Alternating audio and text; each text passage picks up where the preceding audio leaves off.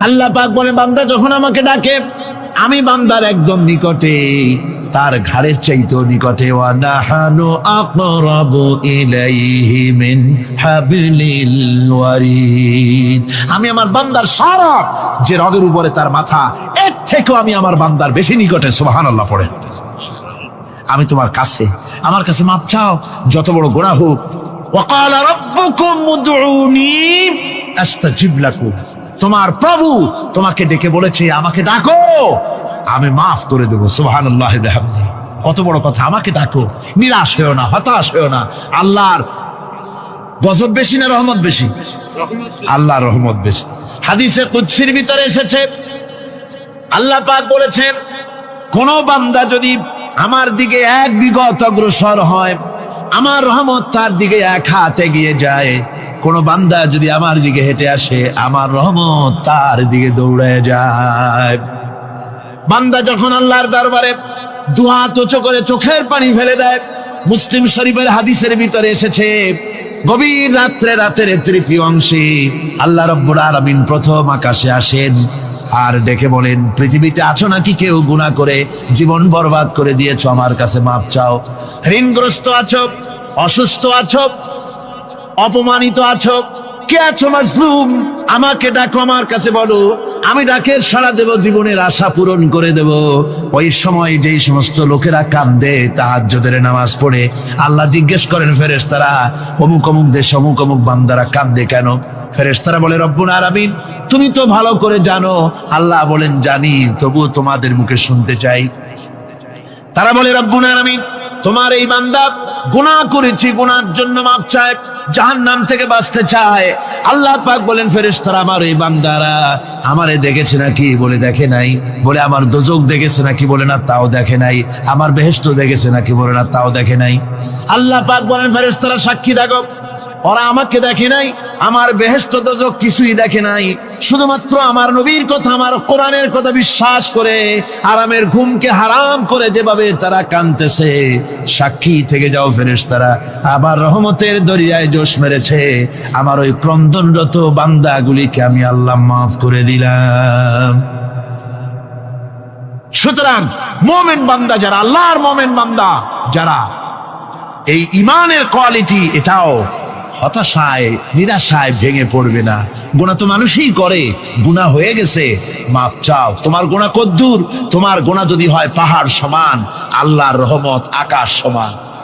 জাহান্নামের কঠিন শাস্তি থেকে বাঁচতে হলে আল্লাহর প্রতি ঈমান আনতে হবে। আর ঈমান আনলে যে কোয়ালিটি গুলি হওয়া উচিত, সেগুলি আমি আপনাদের সামনে আলোচনা করছি। এরপর আরেকটি কোয়ালিটি হবে মুমিনের, তা হলো কঠোর কঠিন বিপদে অবিচল থাকবে, বিপদে ভেঙে পড়বে না। বিপদ আপদ, শত্রুতা, ক্ষয় ক্ষতি যা কিছু হয় সবই আল্লাহর পক্ষ থেকে, এটা মেনে নিতে হবে এবং ধৈর্য ধারণ করতে হবে। বিপদ মুসিবত শুধু উম্মতের জন্য নয়, দুনিয়ার সমস্ত নবীদের বিপদ এসেছে, হয় নাই? নবীদের বিপদ আসে নাই? কোরআনে কারীম থেকে শুনুন, আল্লাহ রাব্বুল আলামিন বলেন, وَكَذَلِكَ جَعَلْنَا لِكُلِّ نَبِيٍّ عَدُوًّا مِنَ الْمُجْرِمِينَ। আল্লাহ পাক বলেন, এমনি করে আমি সকল নবীদের শত্রু বানিয়ে দিয়েছি, সব পাপিষ্ঠ আর অপরাধ প্রবণ লোকদেরকে। প্রত্যেক যুগে নবীদের শত্রু ছিল, প্রত্যেক যুগে নবীদের কি ছিল? শত্রু ছিল। সে শত্রু কারা ছিল? আল্লাহ পাক বলছেন, নবীদের শত্রু ছিল পাপিষ্ঠ আর অপরাধ প্রবণ লোক, এরাই ছিল নবীদের দুশমন। রাসূলগণের অবস্থা যদি এই হয়, তাহলে তার উম্মত, ওই দিনের ধারক বাহক যারা, তাদের বুঝি বিপদ আপদ হবে না নাকি? হবে কিনা? তো ইসলামের বিরোধিতা যারা করে, কোরআনের পরিভাষায় বলা হয়েছে ইসলামের দুশমন, নবীদের দুশমন। দুনিয়ার সব পাপিষ্ঠ আর অপরাধ প্রবণ লোকেরাই ইসলামের দুশমন হয়, নবীদের দুশমন হয়। আজও দেখেন, আজও তাকিয়ে দেখেন, ইসলামী আন্দোলনের বিরোধিতা যারা করে তারা পাপিষ্ঠ চরিত্রের কিনা, তাকায় দেখেন, খুঁজে দেখেন, সর্বত্র খুঁজে দেখুন, খুঁজে দেখুন। যারা ইসলামী আন্দোলনের বিরোধিতা করে, যারা ইসলামকে মিটিয়ে দেওয়ার চেষ্টা করতেছে, যারা ইসলামকে মৌলবাদ বলে, ইসলামকে সাম্প্রদায়িক বলে। কোরআনে কারীমের কথা কত স্পষ্ট যে নবীদের দুশমন হয়, ইসলামের দুশমন হয় মুজরিম লোকেরা, অপরাধ প্রবণ আর পাপিষ্ঠ লোকেরা। আজও আমরা দেখতে পাই এই শ্রেণীর লোকেরা পাপিষ্ঠ এবং সবচাইতে সমাজের নিকৃষ্ট ধরনের চরিত্রহীন লোক। নামাজ নাই।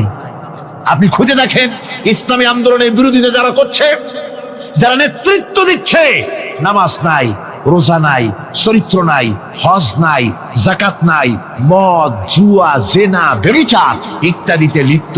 চেহারা দেখলে ছেলেপেলেরা 2 গ্লাস পানি খায় ভর ছোটে। কথা ঠিক কিনা কয়? এই হলো অবস্থা। মারে কেন? মুমিনদেরকে, পয়গম্বরদেরকে, সাহাবীদেরকে এবং ঈমানদারদেরকে মারে কেন? তার কারণ হচ্ছে আল্লাহ রাব্বুল আলামিন বলেছেন, ওয়া মা নাকামু মিনহুম ইল্লা আইয়ুমিনু বিল্লাহিল আজিজিল হামিদ। কাফিররা ঈমানদার লোকদেরকে অন্য কোন অপরাধী নির্যাতন চালায় না, নির্যাতন চালায় শুধু এই কারণে যেহেতু মুমিন লোকেরা পরাক্রমশালী, আল্লাহ রাব্বুল আলামিনের দ্বীনকে কায়েম করতে চায়, তার উপরে ঈমান এনেছে, এই কারণেই তারা মারে। ঠিক কিনা কর? যুগে যুগে নবীদের উপরে, সাহাবীদের উপরে যে অত্যাচার হয়েছে, সে অত্যাচার এই কারণেই হয়েছে, অন্য কোনো কারণে নয়। এই কঠিন বিপদে অবিচলতা এবং ধৈর্যের দৃষ্টান্ত নবীগণ পেশ করেছেন পৃথিবীর বুকে। আমরা দেখেছি ইব্রাহিম আলাইহিস সালামকে আগুনে ফালানো হয়েছে, আছে না কোরআন শরীফে? আমি কিন্তু গল্প করতেছি না, সব কোরআনের কথা। কিসের কথা? ইব্রাহিম আলাইহিস সালামকে আগুনে ফালানো হচ্ছে। অপরাধ কি? অপরাধ হচ্ছে হযরত ইব্রাহিম আলাইহিস সালাম দাওয়াত দিয়েছেন, লা ইলাহা ইল্লাল্লাহ। জোরে পড়েন, লা ইলাহা ইল্লাল্লাহ, লা ইলাহা, লা ইলাহা ইল্লাল্লাহ মুহাম্মাদুর রাসূলুল্লাহ। হযরত ইব্রাহিম আলাইহিস সালাম দ্বীনের দাওয়াত দিয়েছেন, এক আল্লাহর দাওয়াত দিয়েছেন, ঈমানের দাওয়াত দিয়েছেন। আর কোন অপরাধ ছিল না। নমরুদ সহ্য করতে পারল না। কোরআনে কারীমের মধ্যে সব কথাগুলি আল্লাহ পাক এই জন্য বিধৃত করেছেন, এই জন্য কোরআনে কারীমের মধ্যে সব কথা উঠায় দিয়েছেন, যাতে করে মুমিনেরা বিপদ আসলে পরে যেন ঘাবড়ে না যায়। ইব্রাহিম আলাইহিস সালামকে আগুনে ফালানো হচ্ছে। ফেরেশতা বলছে, ইব্রাহিম তোমারে আগুনে ফালায় দাও হতেছে, আমার কাছে সাহায্য চাও, আমার কাছে ক্ষমতা আছে, আগুনগুলো উঠাইয়া নমরুদের বংশ জ্বালাইয়া দেব। হযরত ইব্রাহিম ফেরেশতার কাছে সাহায্য চাইছিলেন নাকি? তিনি বললেন, ফেরেশতা তোমার কাছে সাহায্য কেন চাইব? আমি তো এমন কোন অন্ধ আল্লাহর ইবাদত করি না যেই অন্ধ স্রষ্টা তার গোলামের দুঃখ দুর্দশা না দেখেন। আমি তোমার কাছে সাহায্য চাইব না। হযরত ইব্রাহিম আলাইহিস সালাম পাশ করলেন। কি বলেন, পাশ করছেন না? ঈমানের পরীক্ষায় পাশ। আগুনের মধ্যে হযরত ইব্রাহিমকে যখন ফেলানো হচ্ছে, রব্বুল আলামিন আগুনের প্রতি নোটিশ করে দিলেন, ইয়া নারু কুনি বারদাও ওয়া সালামান আলা ইব্রাহিম। আগুন আমার ইব্রাহিমের জন্য শান্তিদায়ক, ঠান্ডা হয়ে যা। এখন কি আর আগুনের বাপের ক্ষমতা আছে ইব্রাহিমরে পোড়ানো? আর ক্ষমতা নাই। আমার বন্ধুগণ, ইব্রাহিম আগুনের ভিতরে আরামে বসা আছেন, আর ওদিকে নমরুদ বসে বসে দেখতেছে দূর থেকে। ইব্রাহিম তো জ্বলে না, গায়ের মধ্যে আগুন জ্বলে গেল। ডাক দিয়া কয়, আগুন তোর হলো কি? কেন জ্বালাইতে পারিস না আমার দুশমন রে? হলোটা কি তোর? তোর কি জ্বালানো শক্তি বন্ধ হয়ে গেল নাকি? আগুনের ভিতর থেকে জবাব এলো, নমরুদ রে, আমার ভিতরে জ্বালানো শক্তি আছে কি নাই যদি প্রমাণ করতে চাও, টেস্ট করতে চাও, তুই নিজে আয়, তোরে শুদ্ধ তামাম দুনিয়া জ্বালাই দিতে পারি, ইব্রাহিমের এক গাছা পশমও জ্বালাই দিতে পারি না। তার কারণ হচ্ছে আমি হচ্ছি মাখলুক, আল্লাহ হচ্ছেন খালিক। আল্লাহ আমাকে বলেছেন না জ্বালাতে, তুমি 1000 বার বললেও আমি ইব্রাহিমকে জ্বালাইতে পারবো না। কোরআনে কারীমে ঘটনা বলে মুমিনদেরকে সাহস দেওয়া হচ্ছে, মুমিনেরা দ্বীনের কাজ করতে গিয়ে বিপদ আবাজ আসবে, ইমানের দাবি হলো বিপদ আসবে, আর বিপদ আসলে ঘাবড়ায় যেও না, মুসিবতে পড়ে চিন্তায় পেরেশানে হয়রান হয়ে যেও না। বিশ্বকবি আল্লামা ইকবাল কি সুন্দর করে বলেছেন, আজ ভি হোক জু বিরাহিম কা ইমা पैदा आग कर सकती है एक अंदाज गुलिस्तां पैदा। ইব্রাহিমের ইমান যদি আজিও কোথাও হয় বিদ্যমান, করতে পারেন অগ্নিকুণ্ডে খুবসুরত এক গুলিস্তান। আজও যদি আগুনের ভিতরে কোন নমরুদ কোন ইব্রাহিমকে যদি ফেলে দেয়, আল্লাহ রাব্বুল আলামিন আজও আগুনকে ফুলের বাগান বানায়া দিবেন। সুবহানাল্লাহ। ভয় পাওয়ার কারণ নাই, চিন্তা করার কোনো কারণ নাই। আমার বন্ধুগণ, হযরতে হুদ আলাইহিস সালামকে যখন সমাজের লোকেরা, রাষ্ট্রের লোকেরা ঘিরে ফেলে দিল, সমাজ শক্তি, রাষ্ট্র শক্তি যখন তাকে ঘিরে ফেলে দিল, ষড়যন্ত্রের পাহাড় তুলে দিল, তারে মেরে ফেলে দিবে, হযরত হুদ দেশ থেকে তা পালায় গেলেন না, ভয় পেলেন না।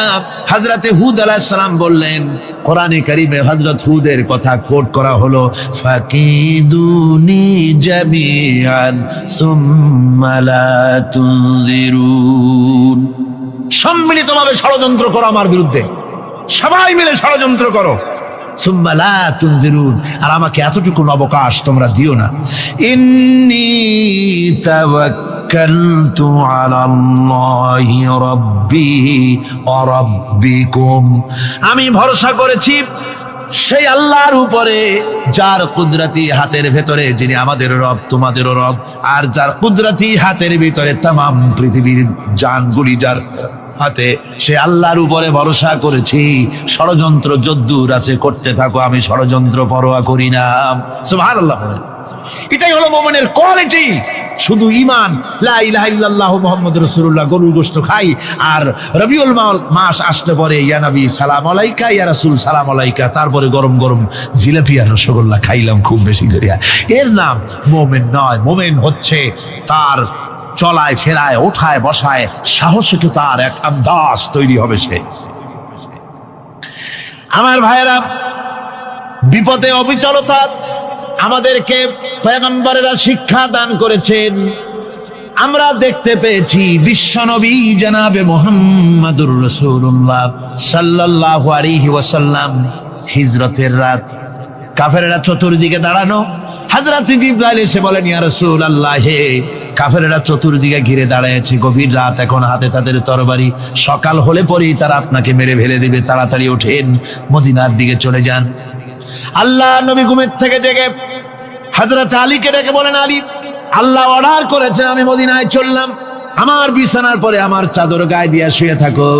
হযরত আলী বলেন, আল্লাহর হাবিব, আপনার চাদর গায়ে দিয়ে ঘুমিয়ে থাকবো, সকালবেলায় কাফির বেঈমানেরা আপনার বিছানার পরে আপনার চাদর গায়ে দেওয়া অবস্থায় আমি আলীকে তারা মুহাম্মদ মনে করবে, আর আমি আলীকে নবী মনে করে তারা তাদের তরবারি দিয়া কেটে কেটে টুকরা টুকরা করে আমারে বিদায় করে দেবে দুনিয়া থেকে।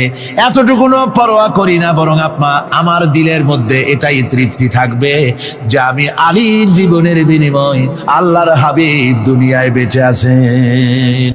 যে ব্যক্তি বিদ্রোহ করেছে এবং দুনিয়ার জীবনকে অগ্রাধিকার দিয়েছে, তার জায়গা হচ্ছে জাহান্নাম। জোরে বলেন নাউজুবিল্লাহ।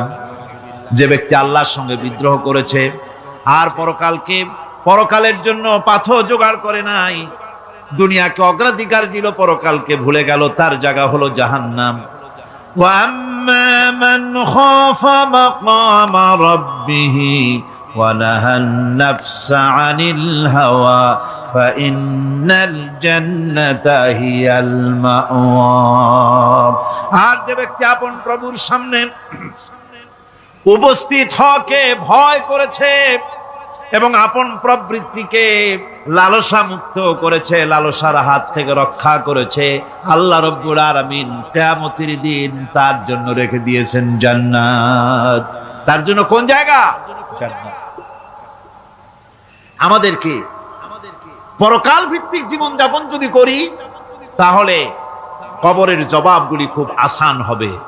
আর যদি পরকাল ভিত্তিক জীবন যাপন না হয়, কবরটা মুসিবত হয়ে যাবে। হযরত ওসমান রাদিয়াল্লাহু তাআলা আনহু কবরের কাছে গিয়ে খুব কাঁদতেন।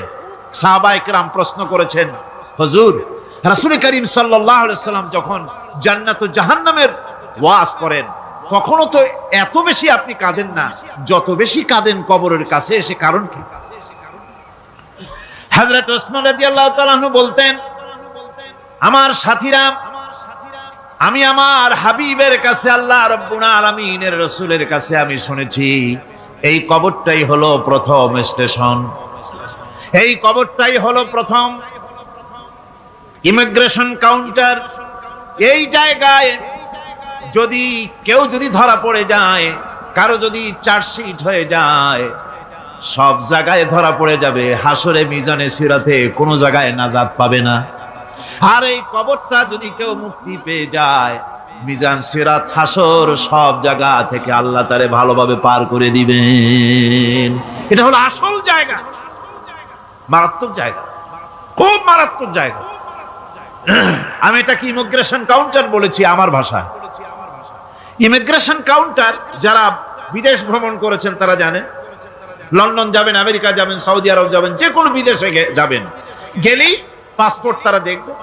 পাসপোর্টে আপনার ন্যাশনালিটি কোনটা সেটাই তারা জানতে চাইবে। আপনি কোন দল করেন এটা তারা জানতে চাইবে না। আপনি কোন ভাষায় কথা বলেন তাও তাদের জানার দরকার নেই। প্রথমেই তারা আপনার ন্যাশনালিটি দেখবে, আপনার আইডেন্টিটি কি তারা জানতে চাইবে।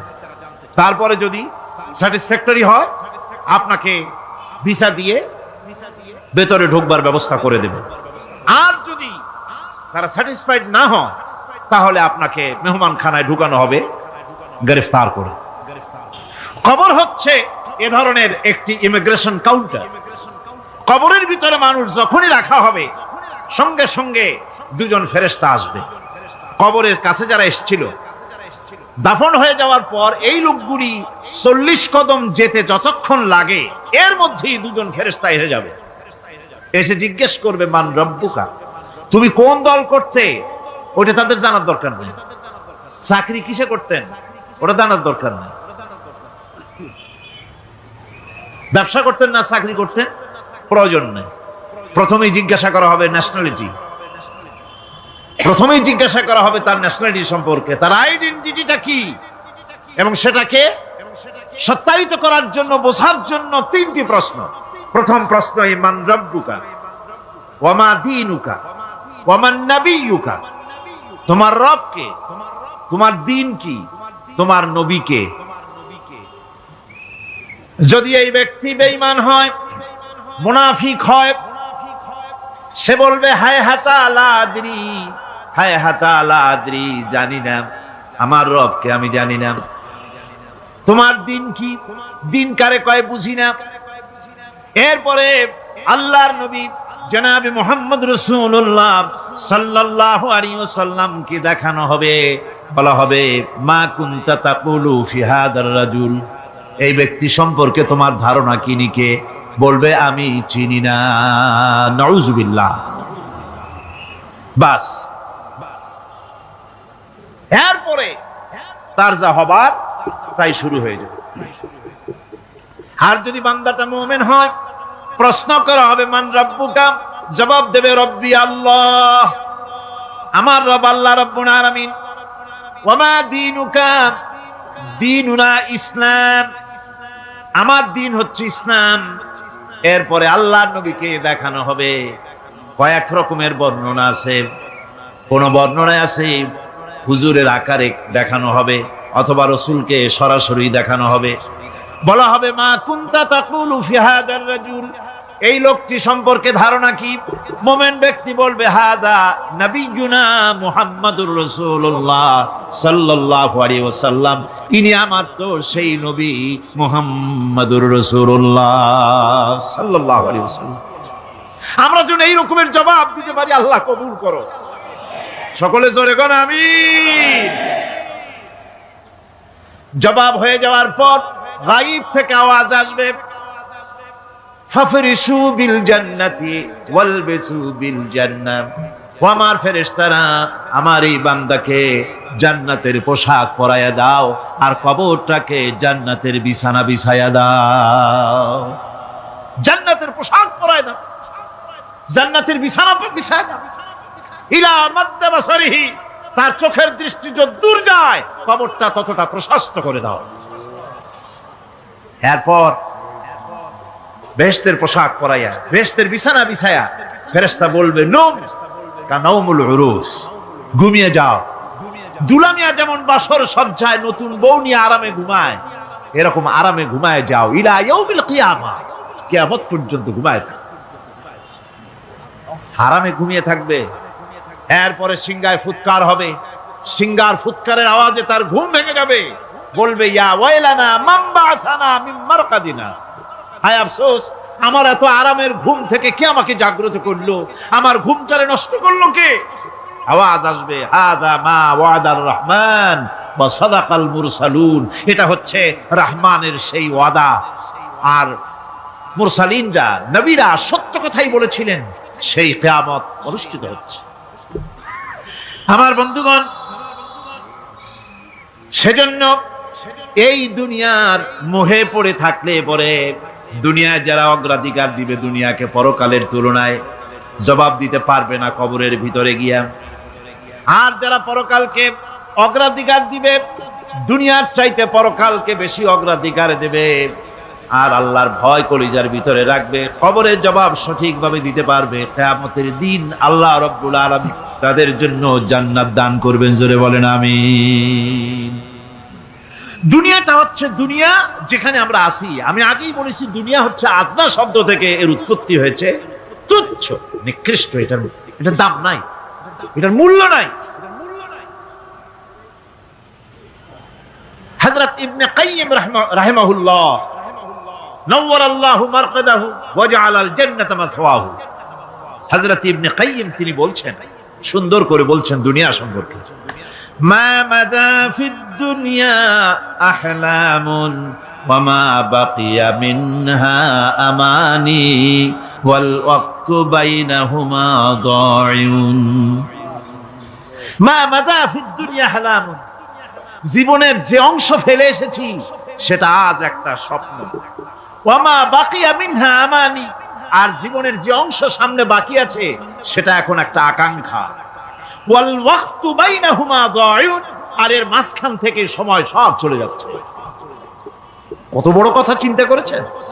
জীবনের যে অংশ ফেলে এসেছি তা আজকে স্বপ্ন, তা আজ কি বলেন? স্বপ্ন। আর সামনে যা আছে সেটা আকাঙ্ক্ষা, আর মাঝখান থেকে সময় সব চলে যাচ্ছে। এরপরে তিনি বলছেন وَمَنْ يَسْحَبِ الدُّنْيَا يَكُنْ مِثْلَ قَابِضٍ عَلَى الْمَاءِ خَانَتْهُ فُرُوجُ الْأَصَابِعِ। দুনিয়াদারের অবস্থা হচ্ছে এই, কেউ যদি দুই হাতে পানি খামসায় ধরে, দুই হাতে কি ধরছে বলেন?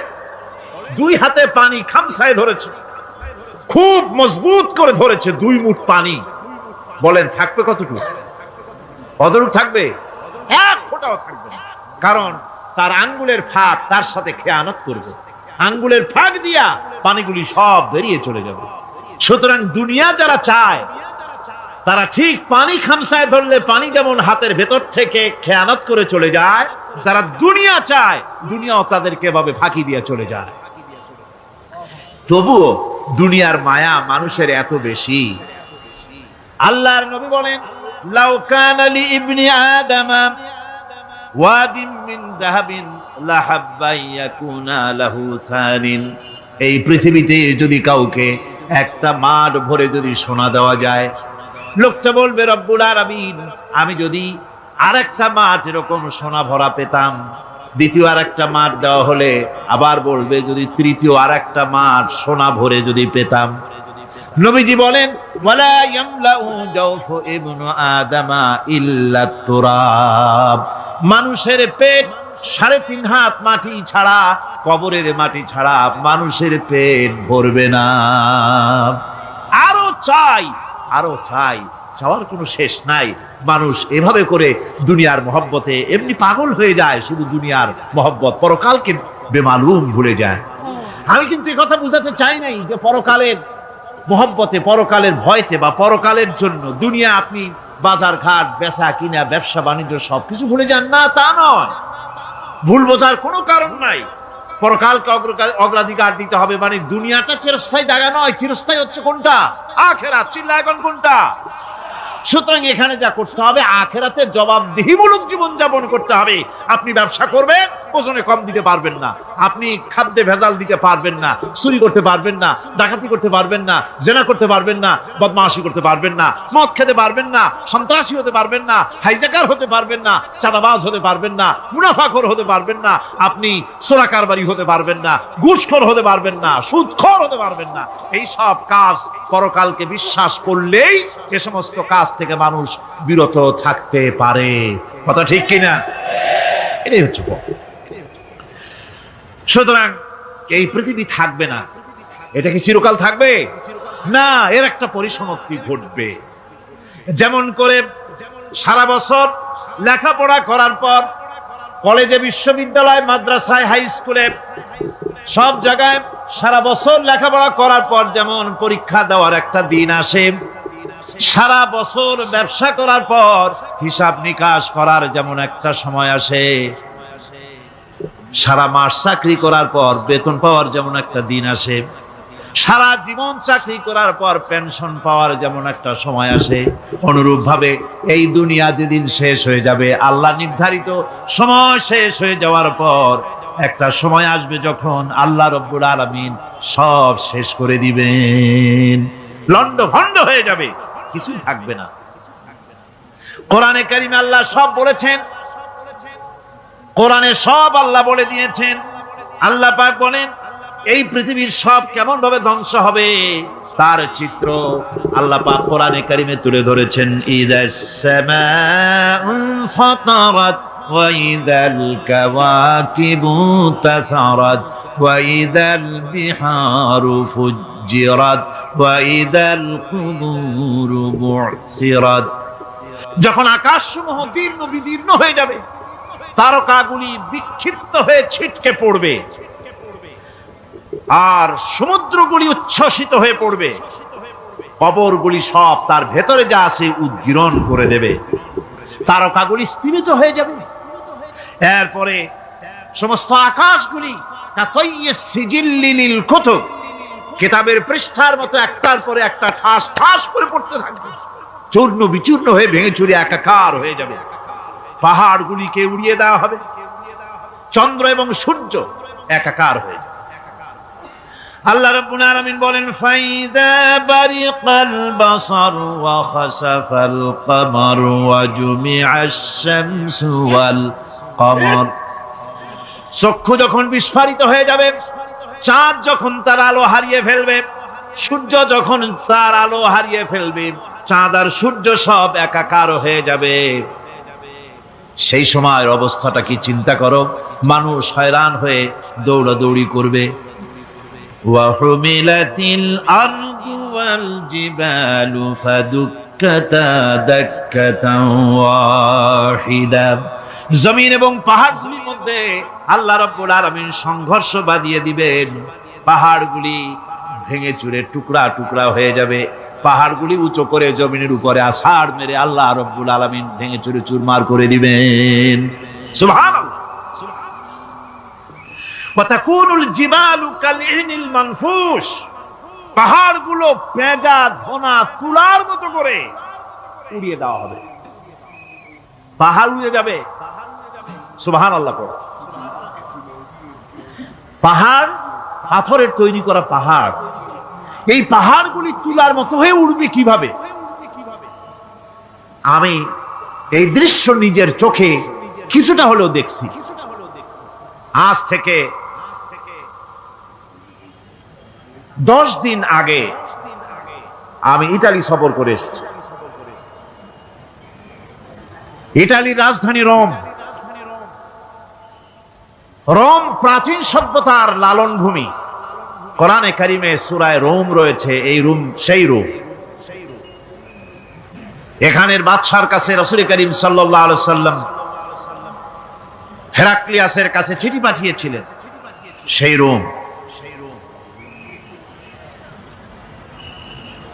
12 থেকে 15 হাজারের মতো বাংলাদেশি মুসলমান সেখানে আছে।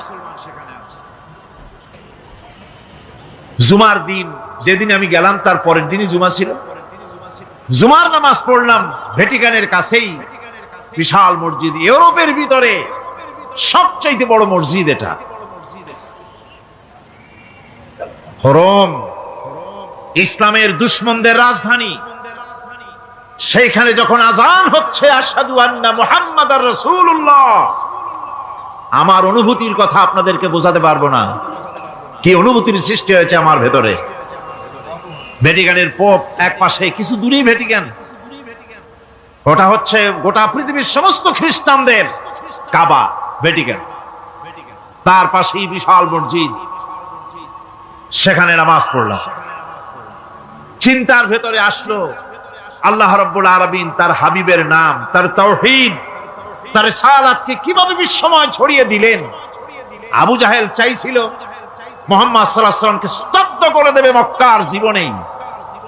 কত বদনাম, সাহের, কাহেন, কাযযাব, শায়ের, নাউযুবিল্লাহি মিন যালিক, কত গালাগালি করলো।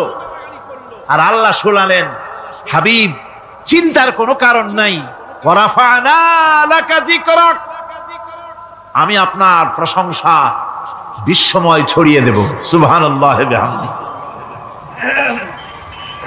রোম প্রোগ্রাম শেষ করে আমাকে তারা নিয়ে গেল, যেটা আমি বলছি সফর কাহিনী শোনাবার সময়টা না, যেহেতু এর সঙ্গে প্রাসঙ্গিক সেজন্য বলছি। পাহাড় কেমনে তুলার মতো হয়ে উঠবে তার নজির দেখেছি। রোম শহর থেকে 300 মাইল দূরে, 300 কিলোমিটার দূরে নেপোলিয়ান বোনাপার্ট তার বাড়ি, এবং ওটা তার নামে একটা প্রভিন্স।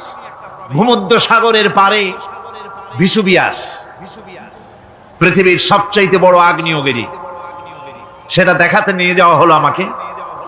যে পাহাড়টা পৃথিবীর মাটি থেকে তার চূড়া হচ্ছে 3 মাইল উঁচু, এর 2 মাইল গাড়িতে করে ঘুরে ঘুরে যাওয়া যায়, এরপর আর গাড়িতে যাওয়া যায় না, বাকিটুকুন যেতে হবে হেঁটে হেঁটে। পাহাড়ের উপরে অক্সিজেন কম, বেশ কষ্ট হচ্ছিল উঠতে। জীবনে প্রথম পাহাড়ে চড়েছি জাবালে নূর, রাসূল করিম সাল্লাল্লাহু আলাইহি ওয়াসাল্লামের উপরে যেখানে ওহী হয়েছিল সর্বপ্রথম। পাহাড় চড়ার একটা অভিজ্ঞতা ওখান থেকে আমার কিছুটা হয়েছিল। খুব কষ্ট হলো বাকি 1 মাইল উঠতে। যখন ভিসুভিয়াসের একদম শীর্ষে চলে গেছি, সেখানে গিয়ে আমার সাথে 15-20 জন লোক ছিল। আমি নিজেই আল্লাহু আকবার বলে আমার গলা থেকে আওয়াজ বেরিয়ে গেল। আমি দেখতে পেলাম ভিসুভিয়াসের শীর্ষে বিশাল গর্ত। আমার মনে হয় গর্তটা এই মাঠের 1/4 হবে, এই মাঠের 1/4 হবে গর্তটা। সেই গর্তটার গভীরতা হচ্ছে 1.5 কিলোমিটার। এইখান থেকে পাথরগুলি উত্থিত হয়েছে, আগ্নেয়গিরি পাথর আগুনে গলে লাভা হয়ে এগুলি পাহাড় বেয়ে উপচে পড়েছে, চতুর্দিকে 12 মাইল ছড়িয়ে গিয়েছে। আমার মনে পড়লো ওয়াকুদুহান নাস ওয়াল হিজারা, জাহান্নামের আগুনের ইন্ধন হবে মানুষ আর পাথর। আমি সেখানে সেজদায় পড়ে গিয়া কানলাম আর বললাম, আল্লাহ জাহান্নামের আগুন হারাম করে দিও আমাদের জন্য। পাথর কিভাবে গললো, গলে পাথরগুলি গলে পুড়ে চতুর্দিকে পড়েছে আর ছিটকেছে, চতুর্দিকে ছিটকে পড়েছে। সেই পাথরগুলি ছিটকে ছিটকে যেগুলি পুড়ে পড়েছে, সেগুলিকে দূরে সাদা রঙের বলে মনে হয়, কোনোটা সাদা কোনোটা কালো, মনে হয় যেন তুলার মতো হয়ে পড়ে আছে চতুর্দিকে। 1944 সনে তৃতীয়বারের মতো ভিসুভিয়াস অগ্নিগিরি যে অগ্নি উৎপাত করে, তাতে আশেপাশের 12 মাইল এলাকা এফেক্টেড হয়ে যায়। পাথরগুলি গলে এভাবে বিধ্বস্ত করে দিয়েছে। এখান থেকে এখানে জোহরের নামাজ, আসরের নামাজ আমরা পড়লাম, আল্লাহর কাছে খুব দোয়া করলাম। এখনো ধোঁয়া উঠতেছে, এখনো পাহাড়ের ফাটল দিয়ে ধোঁয়া উঠছে। একজন হাত দিয়ে আমাকে বলল যে খুব গরম লাগে ধোঁয়াগুলি। ওখানকার লোকেরা বলল যে ভেতরে এখনো আগুন আছে, তবে সুপ্ত, যে কোনো মুহূর্তে আবার তা জাগ্রত হতে পারে। আমরা সেখান থেকে নেমে এলাম। একটু কিছু দূর গিয়েই সেখানে হলো পম্পেই শহর। এই পম্পেই শহরটা হচ্ছে ঈসা আলাইহিস সালামের জন্মের 2000 বছর আগে এই শহর তৈরি হয়। ঈসা আলাইহিস সালামের জন্মের 179 বছর পর ভূমিকম্প হয়। সেই ভূমিকম্পে গোটা পম্পেই শহরটা পৃথিবীর মানুষের চোখের আড়াল হয়ে যায়, ধ্বংস হয়ে যায়, মাটির তলায় গরক হয়ে যায়। আজ থেকে 200 বছর আগে মাটি খনন করতে গিয়ে এই শহর আবিষ্কৃত হয়। পুরা শহরটা খুঁড়ে তারা বের করেছে। 180 হেক্টর জমিনের উপরে এই বিশাল শহর। ঘুরে ঘুরে দেখলাম, গাড়ি চলে না সেখানে, পায়ে হেঁটে দেখতে হলো। প্রশস্ত রাস্তা। আজ থেকে 4000 বছর আগের মানুষেরা রাস্তা বানাতে জানতো পাথর দিয়ে, এবং রাস্তার দুধারে তাদের ছিল ফুটপাত, পানির ব্যবস্থা, নগরায়নের সব রকমের সুযোগ সুবিধা। তারপরে সেখানে বিচারালয়, এরপরে দোকানপাট, বাজার ঘাট, সবকিছুর ব্যবস্থা রয়েছে। বিশাল বিশাল পাথরগুলি দিয়ে পিলার তৈরি করা। ভাবলাম এই পিলারগুলি, এই পাথরগুলি তারা কিভাবে ক্রেন ছাড়া এত উপরে উঠালো কি করে, আমার মাথায় আসলো না। পাথর কেটে কেটে সুন্দর সুন্দর অঙ্কন শিল্প তারা করেছে। এরপরে ঘুরতে ঘুরতে বাদশার রাজার বাড়িতে গিয়ে ঢুকলাম। সেখানে গিয়ে দেখলাম উলঙ্গ এত মূর্তি পাথরের তৈরি করা। পাথর কেটে কেটে দেওয়ালে যৌন মিলনের এমন কোন অশ্লীল ছবি নাই যা তারা সেখানে তৈরি করে নাই। উলঙ্গ মূর্তি আর উলঙ্গ যৌন মিলনের অসংখ্য ছবি দিয়ে এই এলাকা ভরা। তখন আমি বুঝলাম আল্লাহর গজব হওয়ার কারণটা কি, এই শহরটা মাটির নিচে গরক হয়ে যাওয়ার কারণটা কি। আল্লাহ পাক জেনা ব্যভিচার যে দেশে বেশি হয় আল্লাহ পাক বরদাস্ত করে। দুশ্চরিত্র যে দেশের মানুষ দুশ্চরিত্র হয়ে যায়, জেনা ব্যভিচার বেশি হতে থাকে, আল্লাহ গরক করে দেন, গজব দেন। এই গজব এক এক সময় এক এক রকমের হয়ে আসে।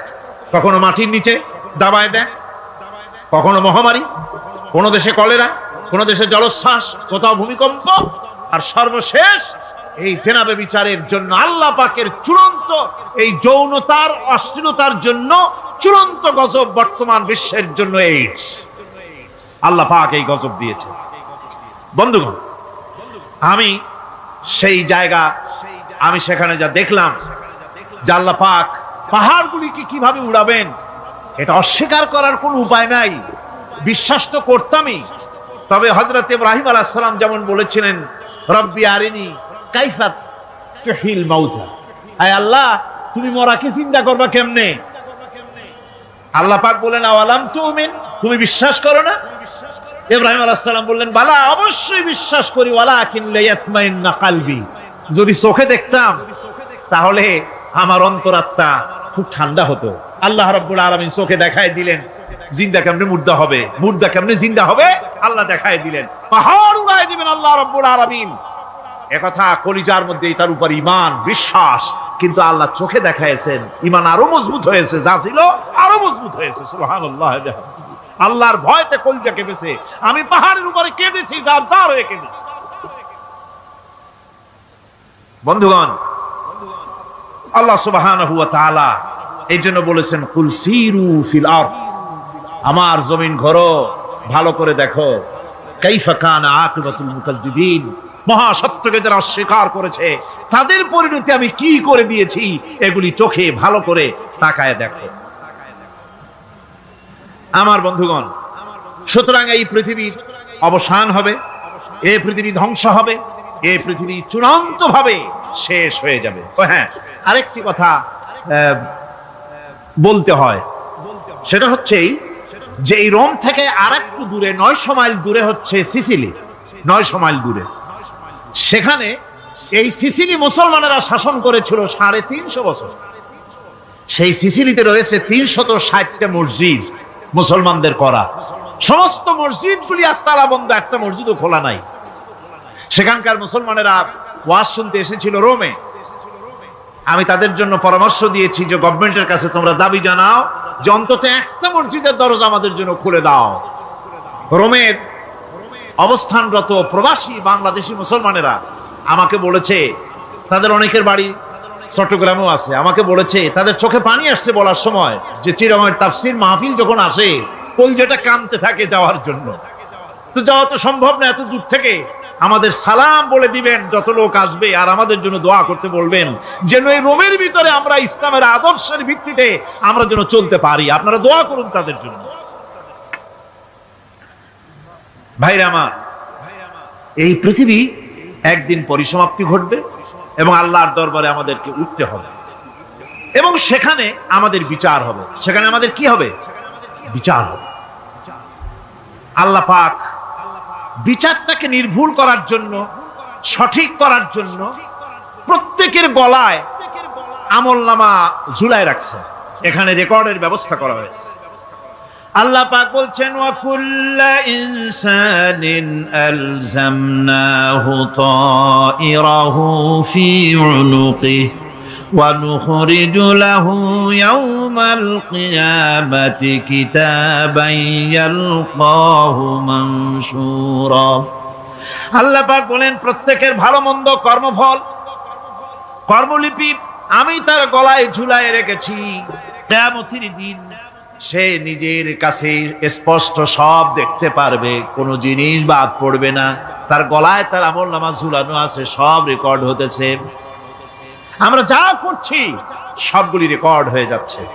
বর্তমান বিজ্ঞানীরা আবিষ্কার করেছে যে মানুষের শরীরের ভিতরে ডিএনএ আছে, রক্তের ভিতরে ডিএনএ, এটা একটা কোড।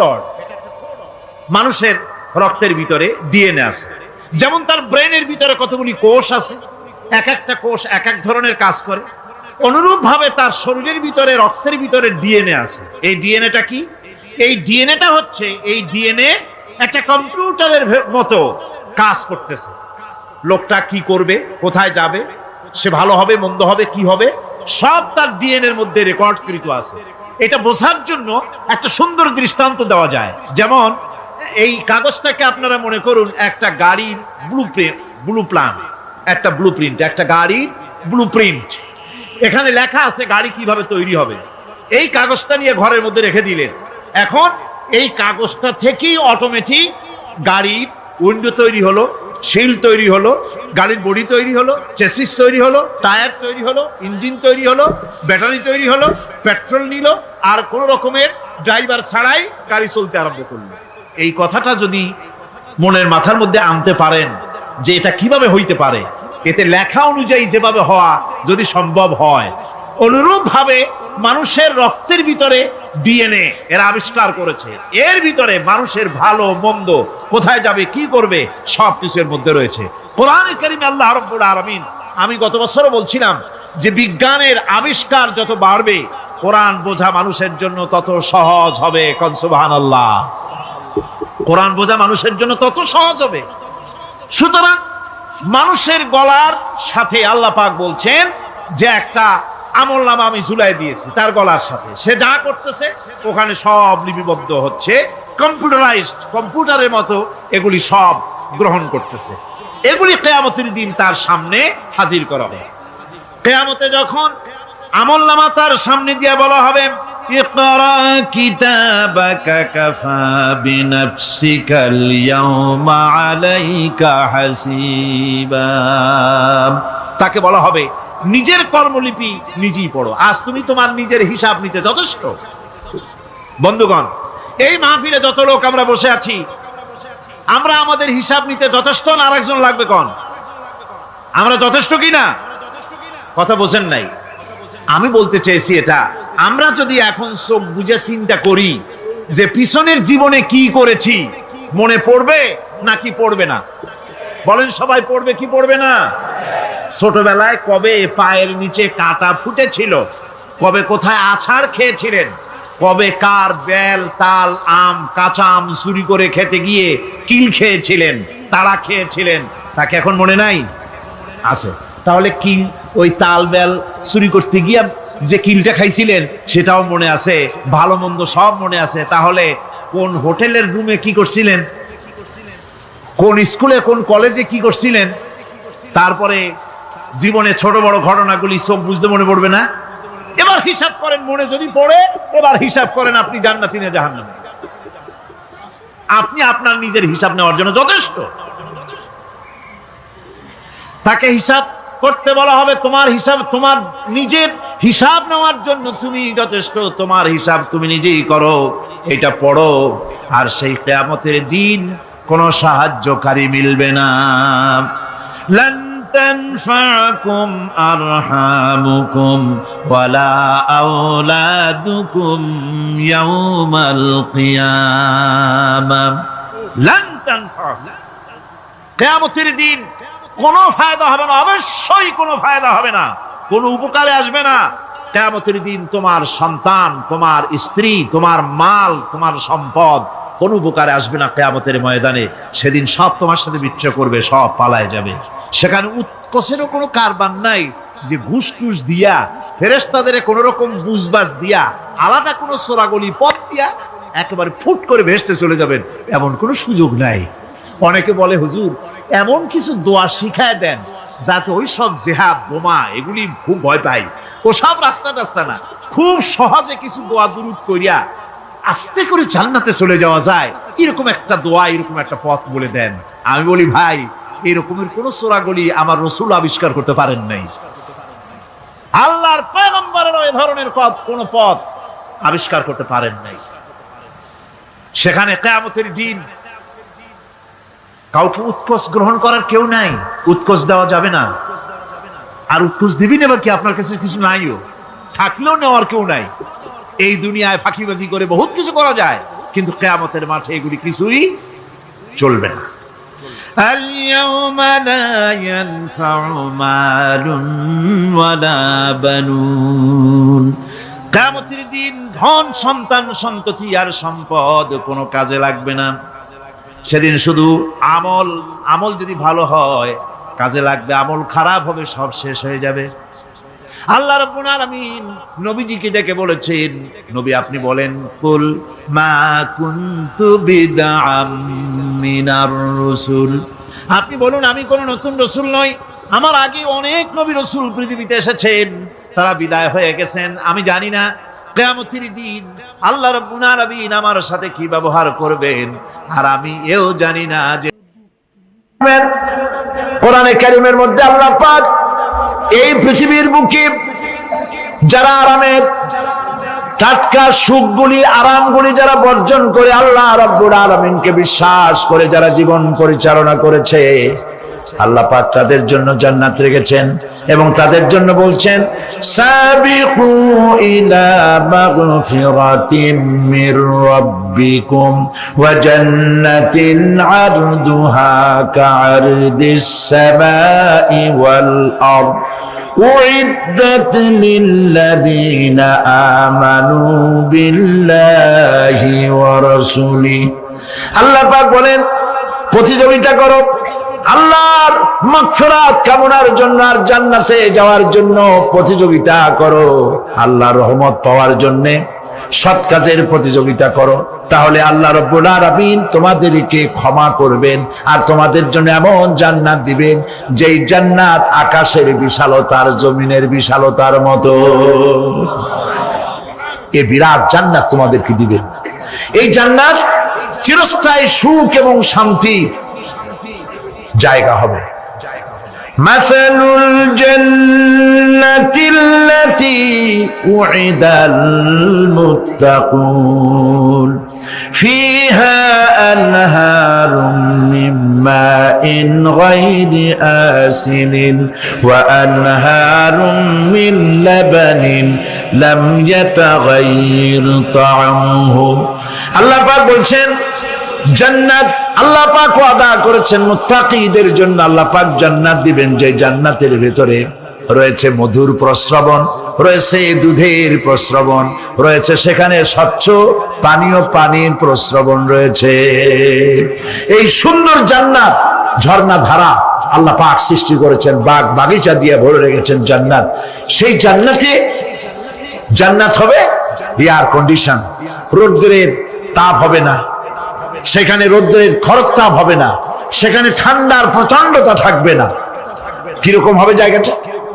আল্লাহ পাক বলছেন, মুত্তাকিনা আলাল আরাই الأرائك لا يرون فيها شمسا ولا زمهريرا ودانية عليهم ظلالها وذللت قطوفها تذليلا আল্লাহ পাক এমন জান্নাত রেখেছেন, সেই আল্লাহ পাক সেই জান্নাতের ভিতরে জান্নাতীরা ঠেস লাগায়া মুখোমুখি অবস্থায় তারা সেখানে বসবে, আর জান্নাতীদের মনের মধ্যে কোনো দুঃখ থাকবে না, পেরেশানি থাকবে না।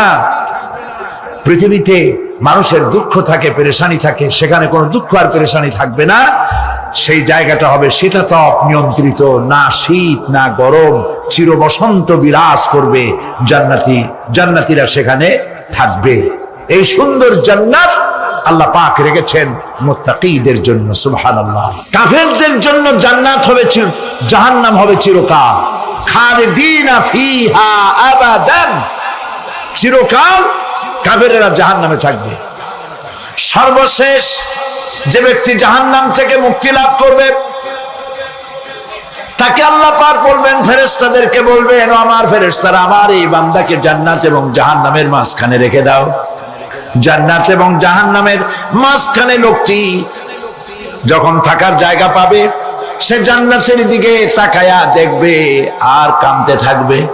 আল্লাহ পাক জিজ্ঞেস করবেন, বান্দারে, যুগের পর যুগ ধরে জাহান্নামে কেঁদেছো, আমি রব্বুল আলামিন জাহান্নাম মাফ করে দিয়া জান্নাত জাহান্নামের মাঝখানে রেখে দিয়েছি, আযাব থেকে তো বেঁচে গেছো, এখন কাঁদো কেন? লোকটি বলবে, রব্বুল আলামিন কান্দি এই কারণে, জাহান্নাম থেকে মাফ করেছো, তোমার শুকরিয়া আদায় করি। জান্নাত তো আমার কপালে নাই, কিসমতে নাই, কিন্তু জান্নাত আমি এখান থেকে দেখতে পাচ্ছি। জান্নাতের সুঘ্রাণ আমার নাকে আসতেছে, কপালে নাই যাওয়ার। আমি কাঁদি এই জন্য, তুমি যদি মেহেরবানি করে আমাকে জান্নাতের দরজার কাছে একটু দাঁড় করায় দিতা, প্রাণ ভরে তোমার জান্নাতের দৃশ্যটা একটু দেখতাম। আল্লাহ পাক তার আরজি পূরণ করবেন, বলবেন যাও, ফেরেশতাদের বলবেন এর জান্নাতের দরজার কাছে দাঁড় করায় দাও। জান্নাতের দরজার কাছে দাঁড়িয়ে লোকটি আবার কান্না শুরু করবেন। আল্লাহ পাক প্রশ্ন করবেন, এবার কান্দো কেন? লোকটি বলবে, রব্বুল আলামিন কান্দি এই কারণে, জান্নাতের এই দরজায় দাঁড়ায়া জান্নাতের অফুরন্ত নেয়ামত কিছুই ভালো করে দেখা যায় না, শুধু অল্প জায়গা দেখি। যদি তুমি আমারে দয়া করে জান্নাতের মাঝখানে দাঁড় করায় দিতা, চতুর্দিকে তাকায়া তাকায়া দেখা কলিজারে ঠান্ডা বানাইতাম। তবে আমি ওয়াদা করি, জান্নাতের কোন নাজ নেয়ামত, কোন ফল আমি খাবো না, ধরবো না, সইব না। একটুখানি মেহেরবানি করে মাঝখানে দাঁড় করাইয়া দাও, জান্নারে ঠান্ডা করি। আল্লাহ রব্বুল আলামিন ফেরেশতাদের বলবেন, আমার এই বান্দারে জান্নাতের মাঝখানে দাঁড় করাইয়া দে। আল্লাহর নবী বলেন, জান্নাতের মাঝখানে দাঁড়িয়ে লোকটি আগের চাইতে আরো জোরে চিৎকার মেরে কাঁদতে থাকবে। আল্লাহ পাক বলবেন, বান্দারে কি হলো তোর? দরজার কাছে আসতে চাইছিলে, আইনা দিলাম। আবার এবার মাঝখানে আসতে চাইছো, তাও এনে দিয়েছি, আবার কান্দো কেন? লোকটি বলবে, রব্বুল আলামিন এবার কান্দি এই জন্যে, তুমি যখন দয়া করে একটিবার জান্নাতের মাঝখানে এনে আমাকে দাঁড় করায় দিয়েছো, তুমি রহমান রহিম গফুরুর রহিম, এই জান্নাত থেকে আবার আর বাইর করে দিও না। আল্লাহ রাব্বুল আলামিন বলবেন, ও আমার বান্দারে, আমার এই জান্নাত তোর খুব পছন্দ হয়েছে নাকি? লোকটি বলবে, রব্বুল আলামিন কলিজা ঠান্ডা হয়ে গেছে, ভাবতেও পারি না এই জান্নাত এত সুন্দর। আল্লাহ পাক বলবেন, বান্দারে এরকম একটি নয়, দুইটা নয়, তোর জন্য আমি 10টা জান্নাতে এরকম রিজার্ভ করে রাখছি। সুবহান। আল্লাহ পাককে ভয় করে পৃথিবীর সমস্ত পাপ থেকে যারা নিজেকে রক্ষা করবে, আল্লাহ তাদের জন্য এই জান্নাত রেখে দিয়েছেন। সুবহানাল্লাহ। সেই জান্নাতের রিসিপশন আপনারা আন্দাজ করতে পারবেন না, রিসিপশন কারে কয়। কি এর প্রধানমন্ত্রী আর প্রেসিডেন্ট, 4-5টা পুলিশ আর আর্মি আসে একটা ফট করে সেলুট মারলো, বা শেষ হয়ে গেল, এরকম না। জান্নাতীদেরকে রিসিপশন দেওয়া হবে। জান্নাতীরা যখন আল্লাহর হুকুমে জান্নাতের দিকে যেতে লাগবে, আর যখন জান্নাতের কাছে চলে যাবে, আল্লাহ রাব্বুল আলামিন শোনায় দিচ্ছেন, হাত্তা ইযা জাউহা ফুতিহাত আবওয়াবুহা ওয়া ক্বালা লাহুম খাজানাতুহা সালামুন আলাইকুম তিবতুম ফাদখুলুহা খালিদিন। সুবহানাল্লাহ। জান্নাতীরা যখন জান্নাতে প্রবেশ করার দরজার মুখোমুখি হবে, দ্বার রক্ষীগণ তখন বলবে, সালামুন আলাইকুম, আল্লাহর শান্তি তোমাদের উপরে বর্ষিত হোক। সুবহানাল্লাহ।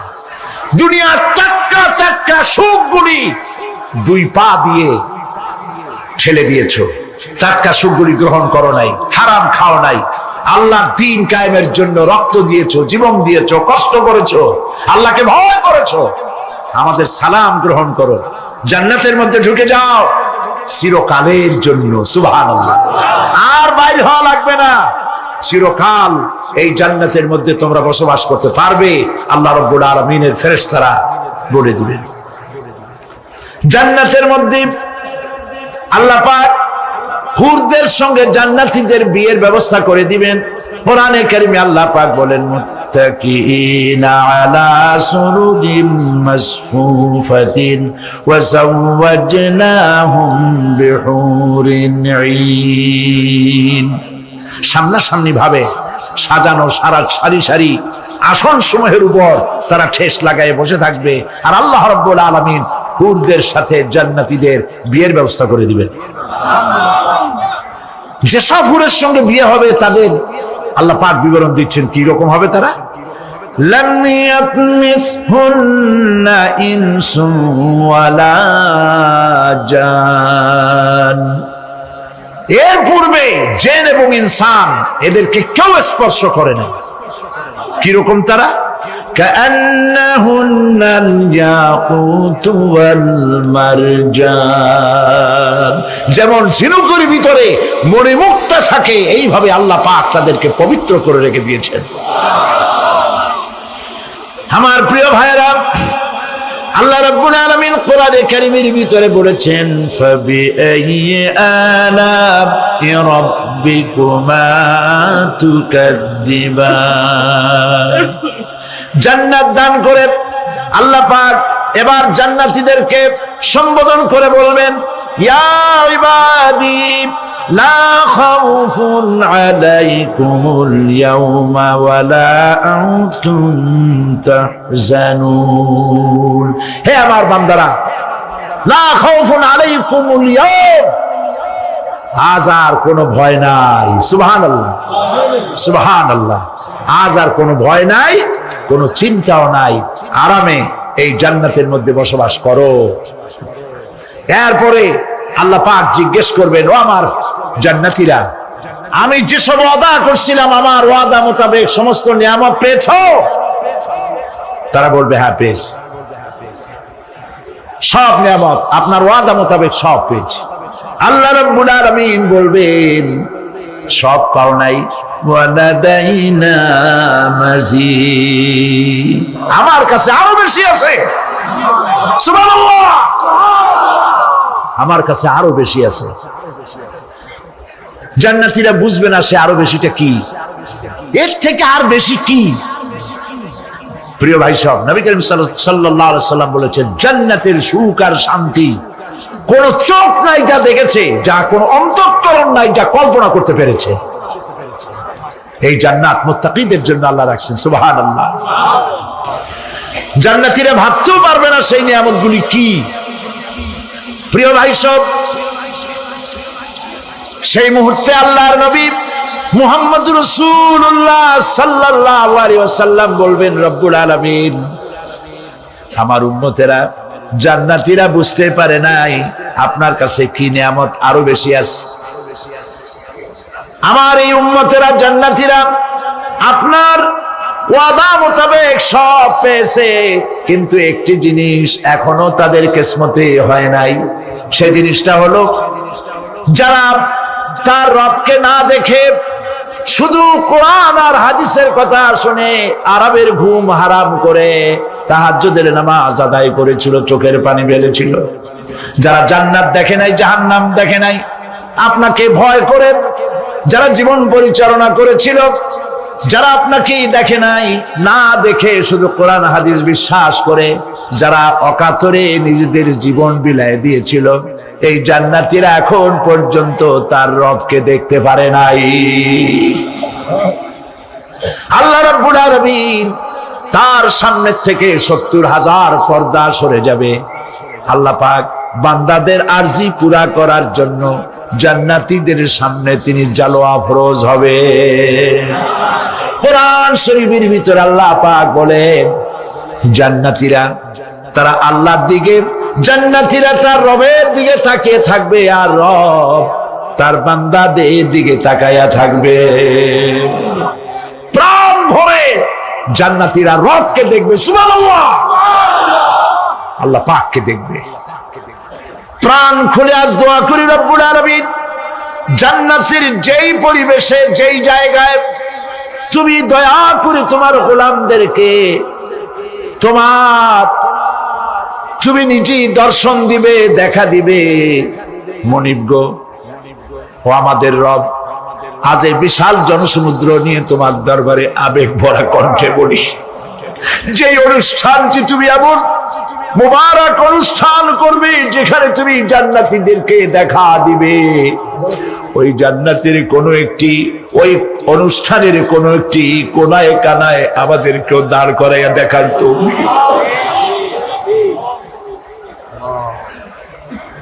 প্রিয় ভাই সব, আল্লাহ রাব্বুল আলামিন মানুষের সামনে এত সব নিয়ামত রেখেছেন, এই জান্নাত দান করবেন।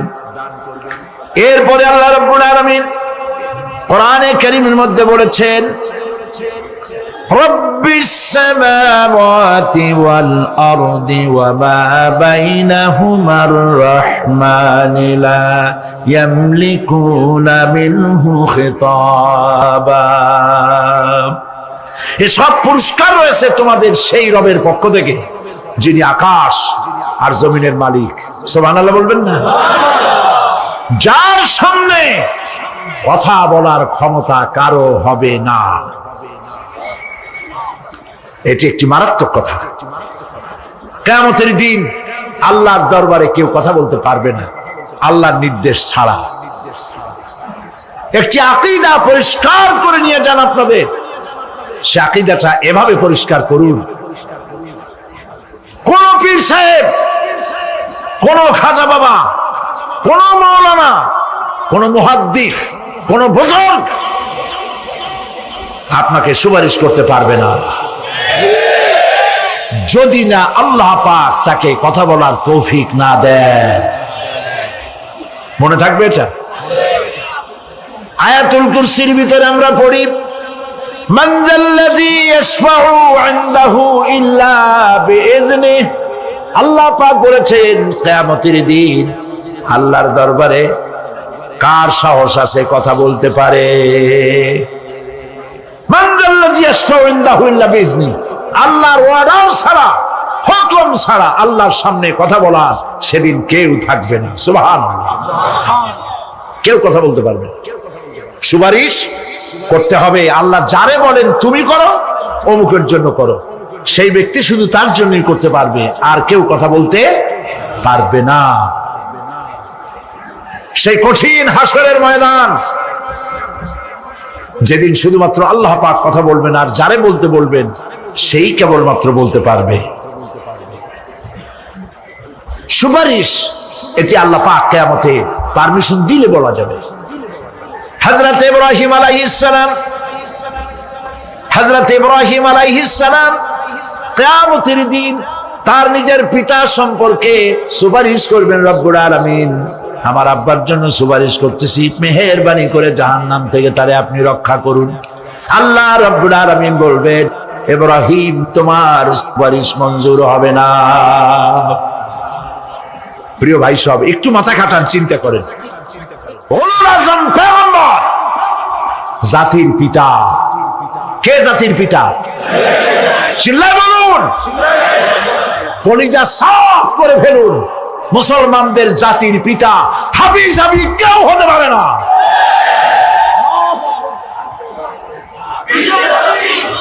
মিল্লাতা আবিকুম ইব্রাহিম, ইব্রাহিম আলাইহিস সালাম এই মিল্লাতের পিতা। সুবহানাল্লাহ। হযরত ইব্রাহিম আলাইহিস সালাম কিয়ামতের দিন বলবেন, আল্লাহ আমার আব্বার জন্য সুপারিশ করছি। আল্লাহ পাক বলবেন মঞ্জুর হবে না। আসর তোমার পিতা হতে পারে, কিন্তু আমার খলিলকে আগুনে ফেলার জন্য নমরুদকে সে সহযোগিতা করেছে, আমি তোমার পিতাকে ক্ষমা করব না। নবী করিম সাল্লাল্লাহু আলাইহি সাল্লামকে সাহাবায়ে কেরাম জিজ্ঞেস করেছেন, হে রাসূল, আপনার আব্বা এবং আম্মার অবস্থা কি হবে? নবী করিম সাল্লাল্লাহু আলাইহি সাল্লাম কেঁদে ফেলেছেন, সব বলেছেন, আমি তাদের কোনো উপকারে আসব না। আল্লাহু আকবার। আপনি মনে করছেন নাকি যে ইয়া নবী সালাম আলাইকা বলি অমনি নবী সুপারিশ পাবেন? এত সহজ। কতগুলো রসগোল্লা খাইলেন আর বড় একটা মিছিল করলেন আর অমনি চলে যাবেন? পৃথিবীর সব মানুষ, সাহাবায়ে কেরাম বাদ দেন, পৃথিবীর সমস্ত মানুষ একত্রিত হয়ে আবু তালেব রাসূলুল্লাহকে যে ভালোবেসেছেন, ওর 1000 ভাগের 1 ভাগও সারা দুনিয়ার মানুষ রাসূলুল্লাহকেই ভালোবাসতে পারবে? পারবে? নিজের ছেলে আলীকে, আলী রাদিয়াল্লাহু তাআলা আনহুকে আলাদা বিছানায় শোয়াইয়া, ছোট্ট মানুষ হযরত আলী আলাদা জায়গায় রাখিয়া মুহাম্মদুর রাসূলুল্লাহ সাল্লাল্লাহু আলাইহি ওয়াসাল্লাম এতিম মানুষ তারে কলিজার সাথে বুকের মধ্যে আশ্রয় দিয়ে আগলে রেখেছেন বুক ভরে। সেই আবু তালেব মৃত্যুর সময় নবী করিম সাল্লাল্লাহু আলাইহি ওয়াসাল্লাম বলেছিলেন, চাচা একটি বার আমার কানে তাওহীদের কালেমা শোনায় দেন। আবু তালেব তার কিসমতে ছিল না কালেমা। মরে যাওয়ার পর একজন সাহাবী বলেছিলেন, ইয়া রাসূলুল্লাহ, মৃত্যুর সময় আবু তালেবের মুখ আমি নড়তে দেখেছি, তিনি কালেমা পড়েছেন সম্ভবত। রাসূলুল্লাহ সাফ বলেছেন, আমি শুনি নাই। এত ভালোবাসার পরেও হাদিস শরীফে এসেছে আবু তালেব জাহান্নামে যাবে। কোথায় যাবে? জাহান্নামে। সবচাইতে কম আযাব হবে কার? আবু তালেবের। কম আযাবটা কি? হাদিস শরীফে এসেছে কম আযাব হলো জাহান্নামের আগুন দিয়ে এক জোড়া জুতা তৈরি করে আবু তালেবের পায়ে পরিয়ে দেওয়া হবে। সেই জাহান্নামের আগুনের তৈরি করা জুতার তাপে আবু তালেবের মাথার ঘিলুগুলো টকবক করে বউ পড়তে লাগবে। এত ভালোবেসে যদি কিয়ামতে উপায় না হয়, আপনি ইয়া নবী সালাম আলাইকা, ইয়া রাসূল সালাম আলাইকা আর কতগুলো জিলাপি খাইলেন, বড় একটা মিছিল করলেন। প্রিয় ভাই সব, এইসব বেদাত ছাড়ুন, এগুলি সুস্পষ্ট বিদআত। রাসূলুল্লাহকে ভালোবাসবেন, সাহাবীরা যেভাবে ভালোবেসেছেন ওইভাবে ভালোবাসবেন। আল্লাহ রাব্বুল আলামিন বলেন, যালিকাল ইয়াউমুল হক ফামান শাআ আত্তাখাযা ইলা রাব্বিহি মাআবা। এই দিনটি অবশ্যই আসবে, সেদিনটি নিশ্চিতভাবে আসবে। আর এখন যার ইচ্ছা সে তার রবের দিকে অগ্রসর হোক। ইন্না আনজারনাকুম আযাবান করিবান ইয়াওমা ইয়ানজুরুল মার'উ মা কদ্দামাত ইয়াদাহু ওয়া ইয়াকুলুল কাফিরু ইয়া লাইতানি কুনতু তুরাবা। ইন্না আনজারনাকুম আযাবান করিবা, খুব নিকটবর্তী একটি আযাব সম্পর্কে আমি তোমাদেরকে সতর্ক করে দিলাম। কে বলতেছেন? আল্লাহ পাক। লক্ষ্য করুন আল্লাহ কি বলছেন, খুব নিকটবর্তী একটি কঠিন শাস্তি, আযাব অর্থাৎ কিয়ামত, এ সম্পর্কে আমি তোমাদেরকে সতর্ক করে দিলাম। ইয়াউমা ইয়ানজুরুল মার'উ মা কদ্দামাত ইয়াদা, সেদিন প্রত্যেকটি লোক যা সে পাঠিয়ে দিয়েছিল এখানে, অর্থাৎ যা করেছিল সেগুলি সে দেখতে পাবে। আর তখন ويقول الكافر يا ليتني كنت ترابا। সেই কিয়ামতের ময়দানে অবস্থা দেখে কাফেররা বলবে, আহারে মানুষ না হইয়া যদি মাটি হইয়া যেতাম, যদি মাটি হতাম, যদি মানুষ না হয়ে না জন্মতাম, আজ এই হাসরের ময়দানে এইখানে এই বিচারের মুখোমুখি হতাম না, মাটি হইলে বরং অনেক ভালো হতো। এই পৃথিবীতে আমরা এসেছি, চলে যাব, যাওয়ার আগে এই কোরআন একটি বিশাল জনগোষ্ঠী এমন বানাতে চেয়েছে যে জনগোষ্ঠী এই কোরআন দিয়ে একটি বিশাল সমাজ গড়বে, রাষ্ট্র গড়বে, এমন রাষ্ট্র গড়বে যেই রাষ্ট্রে দুঃখ থাকবে না, অশান্তি থাকবে না, যেখানে সুখ থাকবে, সমৃদ্ধি থাকবে, আর কিয়ামতের দিন আল্লাহর জান্নাতে তারা চলে যাবে। তেমন একটি সমাজ কি আমরা চাই? সবাই বলেন, সেরকম একটি সমাজ কি আমরা চাই?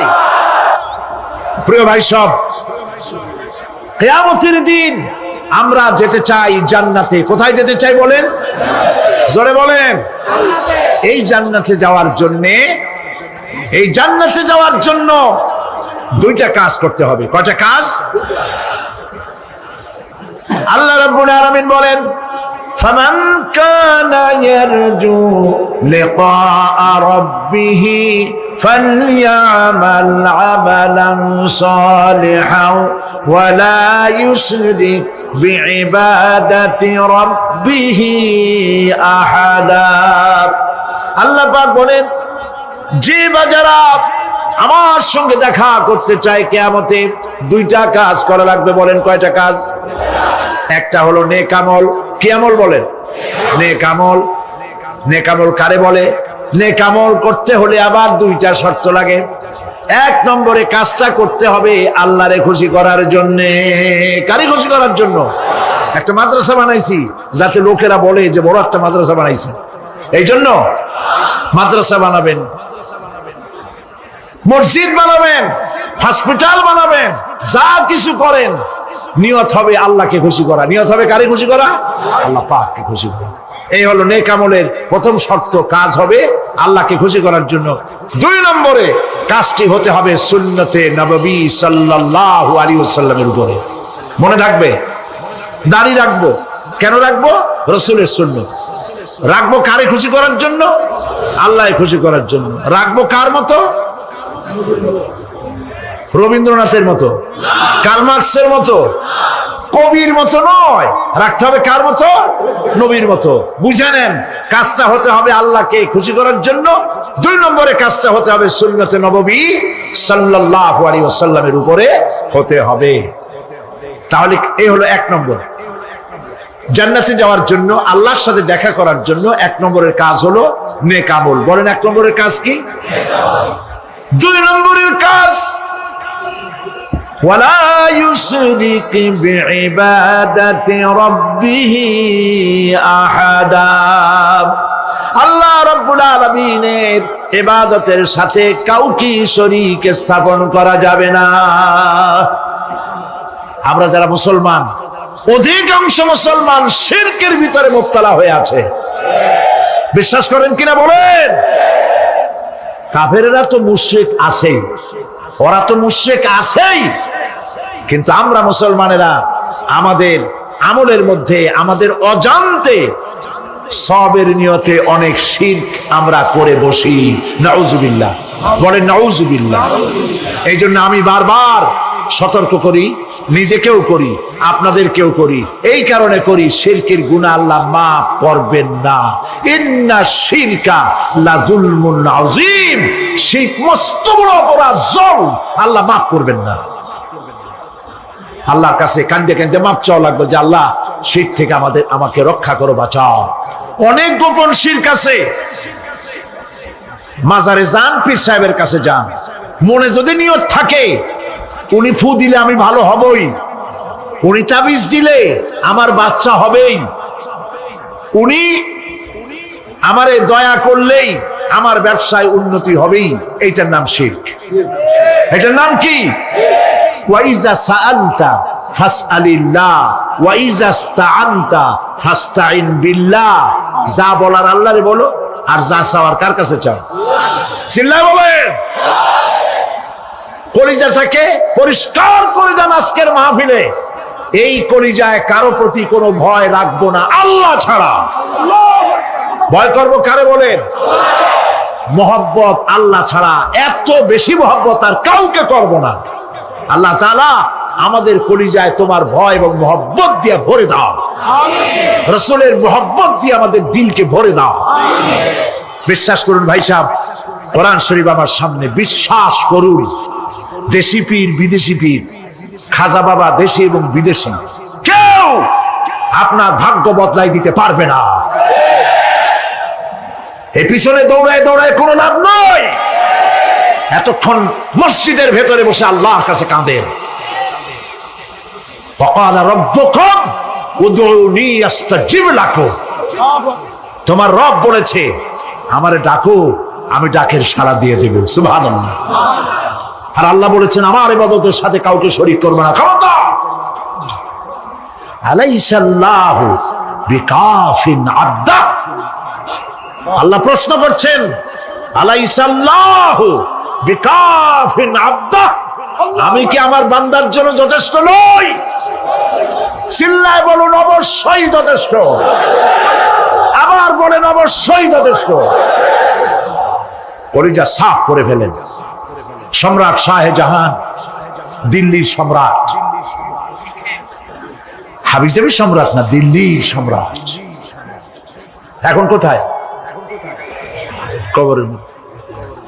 কবি বলতেছেন, শাহনে জাহাं को जिन्हें फक्र से देते थे बाज, शाहने जहां को जिन्हें फक्र से देते थे बाज, वाज कब्र में है सूरह अलहम्दु की मोहताज।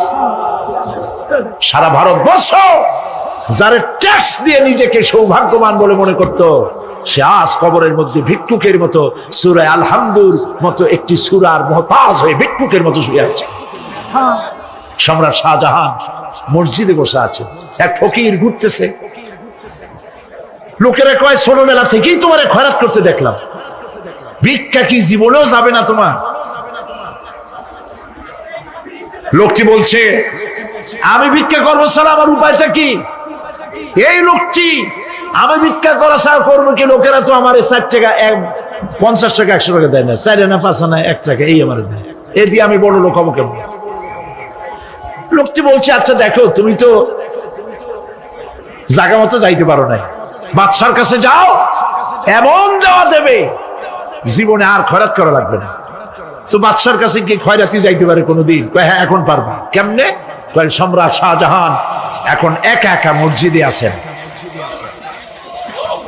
তখনকার এসব বাদশারা অনেকে নামাজি ছিলেন, দিনদার ছিলেন। ফকির দরজার কাছে দাঁড়াইয়া দেখতে পাচ্ছে কেউ নাই, দেহরক্ষীরা দূরে দূরে দাঁড়ানো। বাদশাহ মসজিদের ভেতরে বসে হাত তুলে ঝুলতেছে আর কাঁদতেছে, চোখের পানি দিয়া দাঁড়িয়ে ভিজে ভিজে পড়ছে। এই দৃশ্য অনেকক্ষণ দেখলো ফকির। কিছুক্ষণ পর সম্রাট শাহজাহান মসজিদ থেকে বেরিয়ে আসছে। ফকির বলছে আসসালামু আলাইকুম হুজুর। তিনি বললেন ওয়ালাইকুম আসসালাম, চলে গেল। বাদশা বলল আমার কাছে তো কেউ আসিয়া কিছু না চাইয়া তো যায় না, এরে দেখলাম খয়রাতির মতো কিছু চাইলো না, বেটা ভয় করলো নাকি? আমি এদিকে আসো। আসছে। ভয় পাইছো? কয় না ভয় পাইনি। তো কিছু যে চাইলে না? ফকির বলছে জাহাপানা সত্যিই কিছু চাইতে আসছিলাম, তারপর চাইলে না কেন?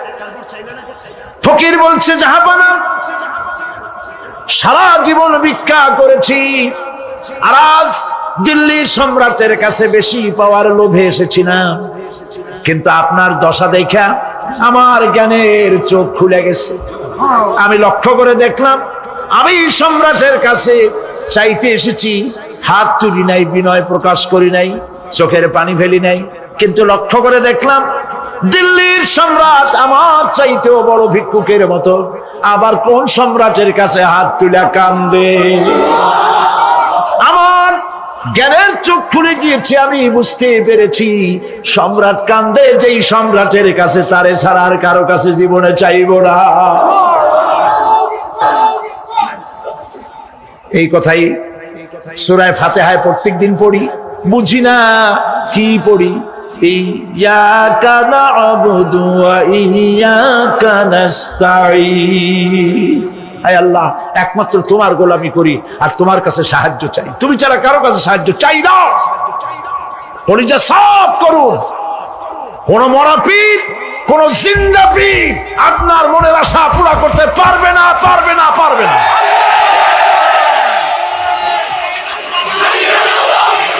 আর আজ থেকে কোন মাজারে টাকা দিবেন না, পয়সা দিবেন না, আগরবাতি দিবেন না, মোমবাতি দিবেন না, গোলাপ পানি দিবেন না। কারা কারা দিবেন না হাত উঁচু করে দেখা। সুবহানাল্লাহ, আলহামদুলিল্লাহ, লা ইলাহা ইল্লাল্লাহ। সুবহানাল্লাহ, আলহামদুলিল্লাহ, লা ইলাহা ইল্লাল্লাহ। সুবহানাল্লাহ,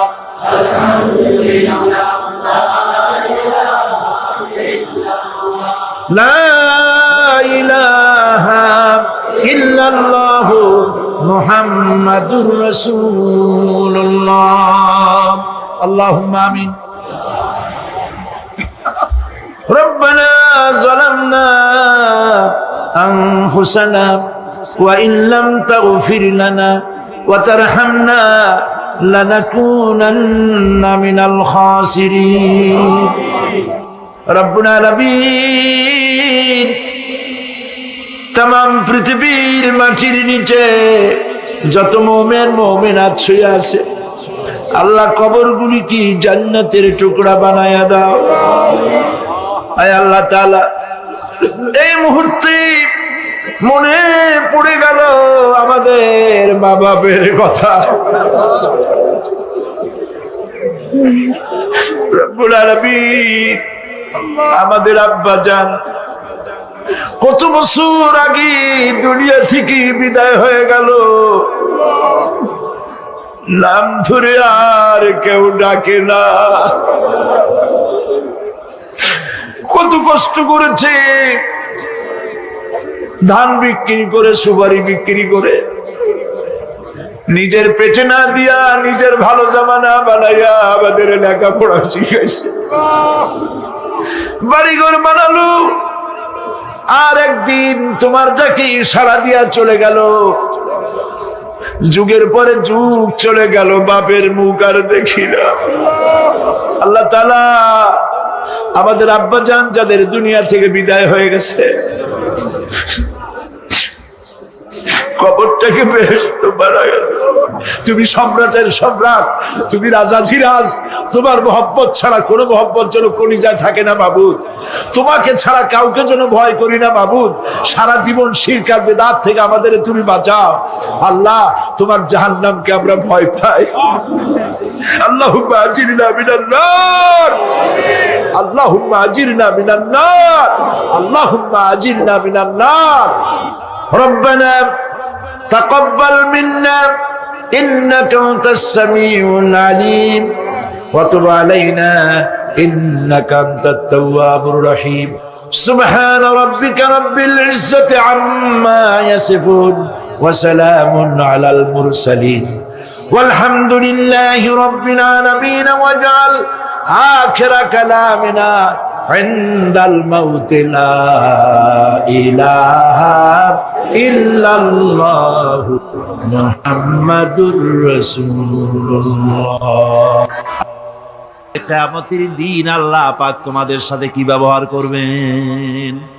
এই আয়াত নাযিল হওয়ার পর আল্লাহর হাবিব তার মেয়েকে ডাকলেন, জামাইকে ডাকলেন, নাতিদেরকে ডাকলেন, আহলে বাইতদেরকে ডাকলেন, আর বললেন, ও আমার মেয়ে, কলিজার টুকরা ফাতেমা গো, শোনো, কেবলমাত্র আয়াত নাজিল হয়ে গেল, আল্লাহ পাক আমাকে শুনাইছেন, কিয়ামতের দিন আমি জানি না আমার সঙ্গে কি ব্যবহার করা হবে, আর এও জানি না যে তোমাদের সাথে কি ব্যবহার করা হবে। ও আমার কলিজার টুকরা মেয়ে ফাতেমা, কিয়ামতের দিন মুহাম্মদ সাল্লাল্লাহু আলাইহি সাল্লামের মেয়ে, এই হিসাবে তোমার নাজাতের ফয়সালা হবে না। ও আমার কলিজার টুকরা নাতি হাসান আর হোসেন, কিয়ামতের দিন মুহাম্মদ সাল্লাল্লাহু আলাইহি সাল্লামের নাতি হিসেবে ফয়সালা হবে না। ও আমার জামাই হযরতে আলী, কিয়ামতের দিন আমার জামাই হিসাবে নাজাতের ফয়সালা হবে না। আমল যদি ভালো হয় ফয়সালা ভালো হবে, জান্নাতে চলে যাবে। আমল যদি খারাপ হয় কার নাতি কার জামাই দেখা হবে না। সুবহানাল্লাহ। কঠিন কিয়ামতের মাঠ। এই পরকালের বিশ্বাস যদি কলিজার মধ্যে ঢোকে মানুষ ভালো হয়ে যাবে। কোন সুবহানাল্লাহ। আপনাদের দৃষ্টিতে পারবে। কথার জবাব যে দিলেন না। পুলিশে কি মানুষের চরিত্র ভালো বানাইতে পারবে?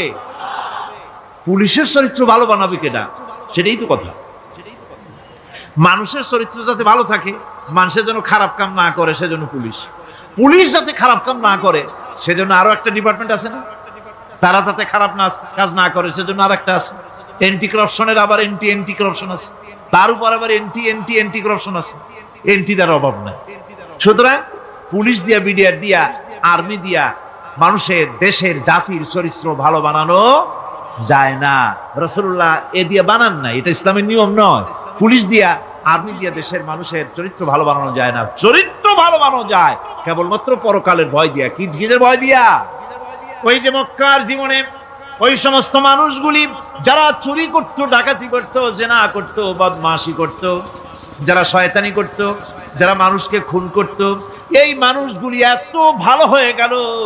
যারা চুরি ছেড়ে দিল, ডাকাতি ছেড়ে দিল, জেনা ব্যভিচার ছেড়ে দিল, এত ভালো হয়ে গেল। পৃথিবীর মধ্যে সেরা মানুষ তারা হয়ে গেলেন। জোরে বলেন সুবহানাল্লাহ। নবীর সাহাবীরা পৃথিবীর শ্রেষ্ঠ সন্তান, নবীর সাহাবীরা পৃথিবীর সেরা মানুষ, তাদের চাইতে সেরা মানুষ নবীদের পরে আর কেউ হতে পারে না। জোরে কোন সুবহানাল্লাহ। নবীর পরে পৃথিবীতে শ্রেষ্ঠ মানুষ কারা? সাহাবায়ে কেরাম রিদওয়ানুল্লাহি তাআলা আলাইহিম আজমাইন। ওনারা তো কুফরের মধ্যে ছিলেন, শিরকের মধ্যে ছিলেন, চুরি, ডাকাতি, জেনা, ব্যভিচার এমন কোনো পাপ নাই যা করা হয়নি। তারপরে যখন আল্লাহর নবীর কাছ থেকে তাওহীদ, রিসালাত ও আখিরাতের দাওয়াত পেলেন, কি সোনার মানুষ এক একজন হয়ে গেলেন। সুবহানাল্লাহ। যারা ছিলেন নারীর সতীত্বের জম, তারা হয়ে গেলেন নারীর সতীত্বের পাহারাদার। যারা মানুষের মাল চুরি করত, ডাকাতি করত, তারা রাতভর মানুষের মালের পাহারা দিল, মানুষের রক্তের পাহারা দিল। সুবহানাল্লাহ বিহামদি। রক্ত সম্পদের পাহারা দিল। রাসূল বললেন খায়রুল কুরুনে কারনি, সর্বশ্রেষ্ঠ যুগ তো আমার যুগ। বন্ধুগণ, এরপরে একটা জীবন আসবে ওই কিয়ামতের ময়দানে। এই পরকালের বিশ্বাসটা গুরুত্বপূর্ণ ব্যাপার। আমাদের সব কিছুর হিসাব দেওয়া লাগবে।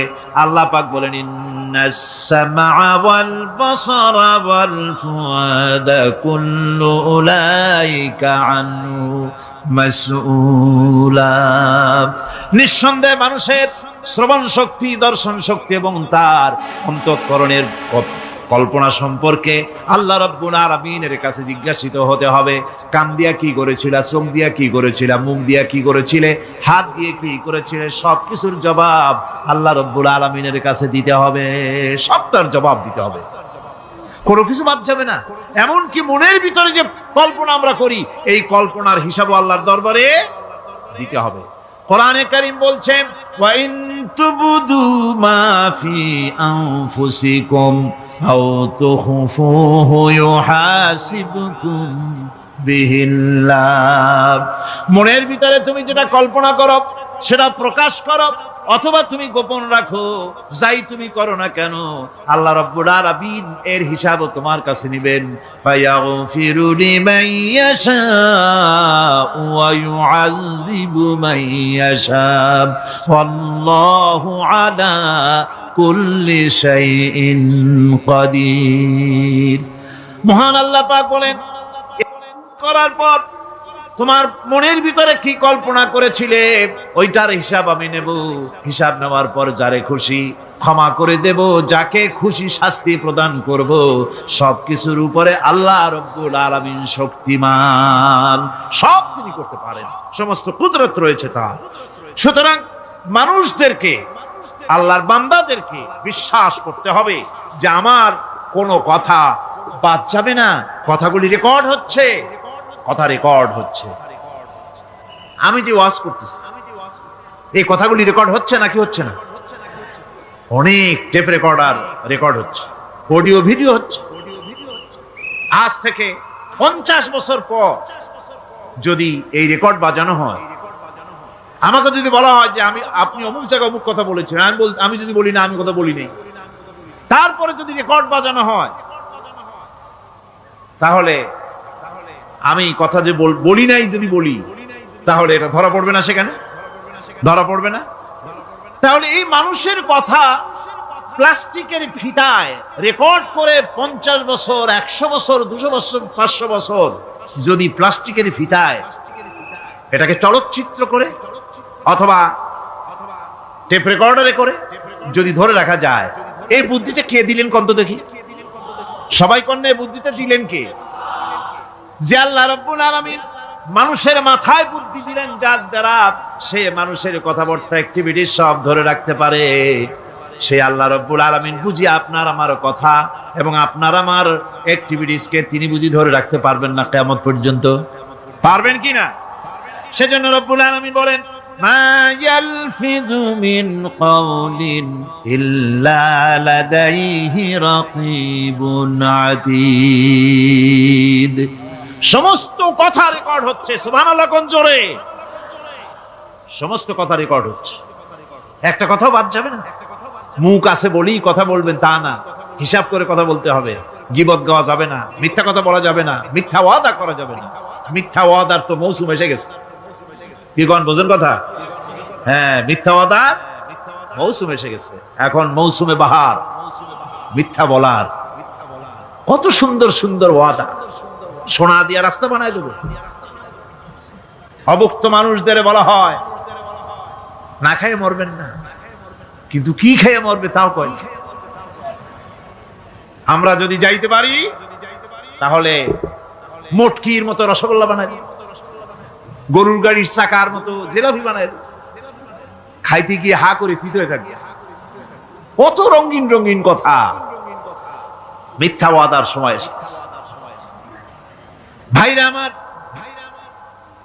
পরকাল যদি বিশ্বাস করে সেই ব্যক্তি কিছুতেই মুখ আছে বলেই যা খুশি বলবে না, পরনিন্দা করবে না, পরচর্চা করবে না, হাত আছে বলেই যা তা লিখবে না।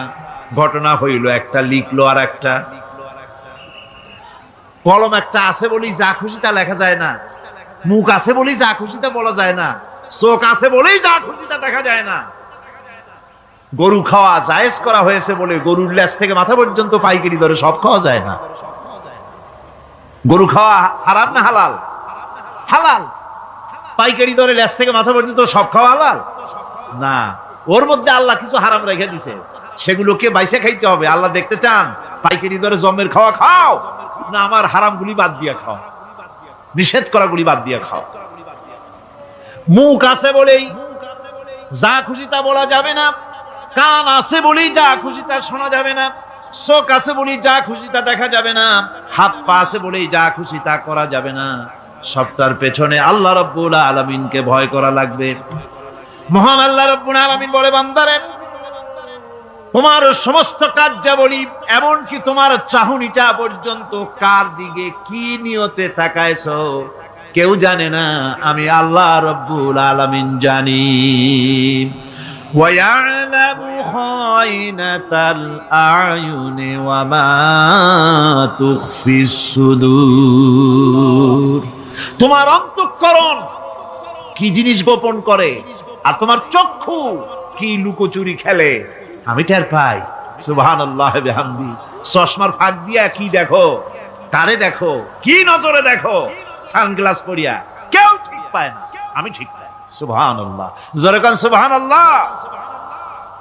সুতরাং চোখের নজরের হিসাব হবে, হাতের কাজের হিসাব হবে, পায়ের চলার হিসাব হবে, আপনার বলার হিসাব হবে, মুখে যা বলেছেন, যা করেছেন, হাত পাও দিয়ে যা করেছেন, সবকিছুর হিসাব হবে কিয়ামতের দিন। আল্লাহর দরবারে সবকিছু উপস্থিত হবে, কোন জিনিস বাদ পড়বে না। فَمَن يَعْمَلْ مِثْقَالَ ذَرَّةٍ خَيْرًا يَرَهُ وَمَن يَعْمَلْ مِثْقَالَ মিসকালা যাররাতিন শাররান ইয়ারা। ছোট্ট একটা ভালো কাজ যদি করো তাও হাজির করা হবে সামান্যতম ভালো কামও তোমার বাদ পড়বে না। আর ক্ষুদ্রতম কোনো খারাপ কাজ করলে তাও উপস্থিত করা হবে, সব তোমার সামনে, কোনো জিনিস বাদ পড়বে না, সব দেখতে পাবে কিয়ামতের দিন। ভালো কাজটাও আর খারাপ কাজটাও আল্লাহর কাছে সেদিন আল্লাহ পাক মানুষের সামনে উপস্থিত করে দিবেন। আল্লাহ পাক বলছেন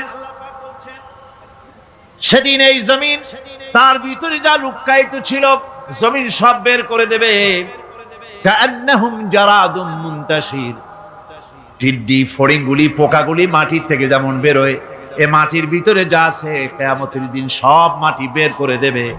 ইযা যুলজিলাতিল আরদু জিলজালাহা ওয়া আখরাজাতিল আরদু আসকালাহা ওয়া ক্বালাল ইনসানু মা লাহা। এ জমিনকে ঝাঁকি মারা হবে প্রবল এক ঝাঁকুনি, প্রবল এক ঝাঁকুনিতে এই পৃথিবীর মধ্যে যা কিছু আছে সব বেরিয়ে যাবে। সুবহানাল্লাহ কইতে ইচ্ছা করে না মিয়ারা? এক ঝাঁকুনিতে পৃথিবী সব বের করে দেবে। মানুষ হয়রান হয়ে বলবে কি হয়েছে, এ মাটির হলোটা কি? আমার বন্ধুগণ, মানুষ হয়রান হয়ে গিয়ে বলবে মাটির কি হলো? আল্লাহ রাব্বুল আলামিন বলেন ইয়াউমাইযিন তুহাদ্দিসু আখবারাহা বিআন্না রাব্বাকা আওহালাহা। জমিনের উপরে যা ঘটেছে জমিন তা সব বের করে দেবে, সব প্রকাশ করে দেবে। আর এটা এই জন্য হবে যেহেতু তার রবের হুকুম হয়েছে, তার রব হুকুম করেছে বের করে দে। জমিনের ভিতরে আছে যা সব বেরিয়ে যাবে, আকাশ ভেঙে পড়বে, পাহাড় উড়ে যাবে, জমিনের ভিতরে যা আছে সব উপরে চলে আসবে। পৃথিবীতে সব শেষ, কিচ্ছু নাই, আকাশ নাই, পাহাড় নাই, সমুদ্র নাই, সব একাকার, চন্দ্র নাই, সূর্য নাই, তারকা নাই, গ্যালাক্সি নাই, মহাশূন্য নাই, সব শেষ। আল্লাহ রাব্বুল আলামিন সমস্ত ফেরেশতাদেরকে শেষ করে দিবেন, সকলের মওত হয়ে যাবে, কেউ আর থাকবে না। এমনকি হযরতে আজরাইল মালাকুল মউত তিনিও থাকবেন না, সব আল্লাহ রাব্বুল আলামিন মৃত্যু করে দিবেন। এরপরে আল্লাহ রাব্বুল আলামিন একা তিনি বলবেন ইয়া দুনিয়া আইনা আনহারুকি, এ পৃথিবী তোর সেই সমুদ্রগুলো কোথায়, নদীগুলি কোথায়? ইয়া দুনিয়া আইনা আশজারুকি, হে দুনিয়া তোমার গাছগুলি কোথায়? এত বন বনানি, এত গাছ ছিল। ইয়া দুনিয়া আইনা জিবালুকি, হে পৃথিবী তোর জমিনে যত পাহাড় ছিল পাহাড়গুলি কই? যত স্বৈরাচার ছিল জমিনের উপরে, যারা স্বৈরাচারী মনোবৃত্তি নিয়ে মানুষ ধ্বংস করেছে, দেশ ধ্বংস করেছে, মায়ের বুক খালি করেছে, ওই স্বৈরাচারগুলি কই? কোনো জবাব নাই। আল্লাহ পাক এর পরে বলবেন লিমানিল মুলকুল ইয়াউম, কার রাজত্ব আজকে? রাজত্বটা কার? আল্লাহ তিনবার আওয়াজ দিবেন আজকে রাজত্ব কার? আল্লাহ পাক যখন তিনবার করে ডাক দিবেন কোনো জবাব নাই, কোনো জবাব নাই। কে জবাব দেবে? আল্লাহ রাব্বুল আলামিনের সামনে কার ক্ষমতা আছে কথা বলার? কেউ তো নাই, সব শেষ। আল্লাহ পাক বলবেন লিল্লাহিল ওয়াহিদুল কাহ্হার, একমাত্র পরাক্রমশালী আল্লাহ রাব্বুল আলামিনের রাজত্ব আছে। সেই হাসরের মাঠে আমাদের সকলকে উপস্থিত হয়ে যেতে হবে। কেউ আমরা এখান থেকে বাঁচতে পারবো না, সবাইকে উঠতে হবে। অপরাধীরা সেখানে অসহায় হয়ে যাবে, অপরাধীরা অসহায় হয়ে যাবে। আল্লাহ পাক বলেন ফাইযা জাআতিস সাখাতু ইয়াওমা ইয়াফিরুল মারউ মিন আখিহি ওয়া উম্মিহি ওয়া আবিহি ওয়া সাহিবাতিহি ওয়া বানি। অবশেষে যখন কান ফাটানো আওয়াজ আসবে, এই আওয়াজ সেদিন মানুষ নিজের মা বাপ ভাই বোন সব থেকে বিচ্ছিন্ন হয়ে যাবে, সব একের থেকে আরেকজন পালায় যাবে, হারায় যাবে, কেউ কাউকে আর খুঁজে পাবে না। সেদিন ওই কিয়ামতের মাঠে বিভীষিকাময় দৃশ্য, মানুষ হয়রান হয়ে যাবে। মাথার এক হাত অথবা অর্ধ মাইল অথবা এক বিগত এতটুকুন উপরে ওই প্রকাণ্ড সূর্যটার তাপ আসবে, গুনাহগারের মাথার চান্দি ফেটে গিয়া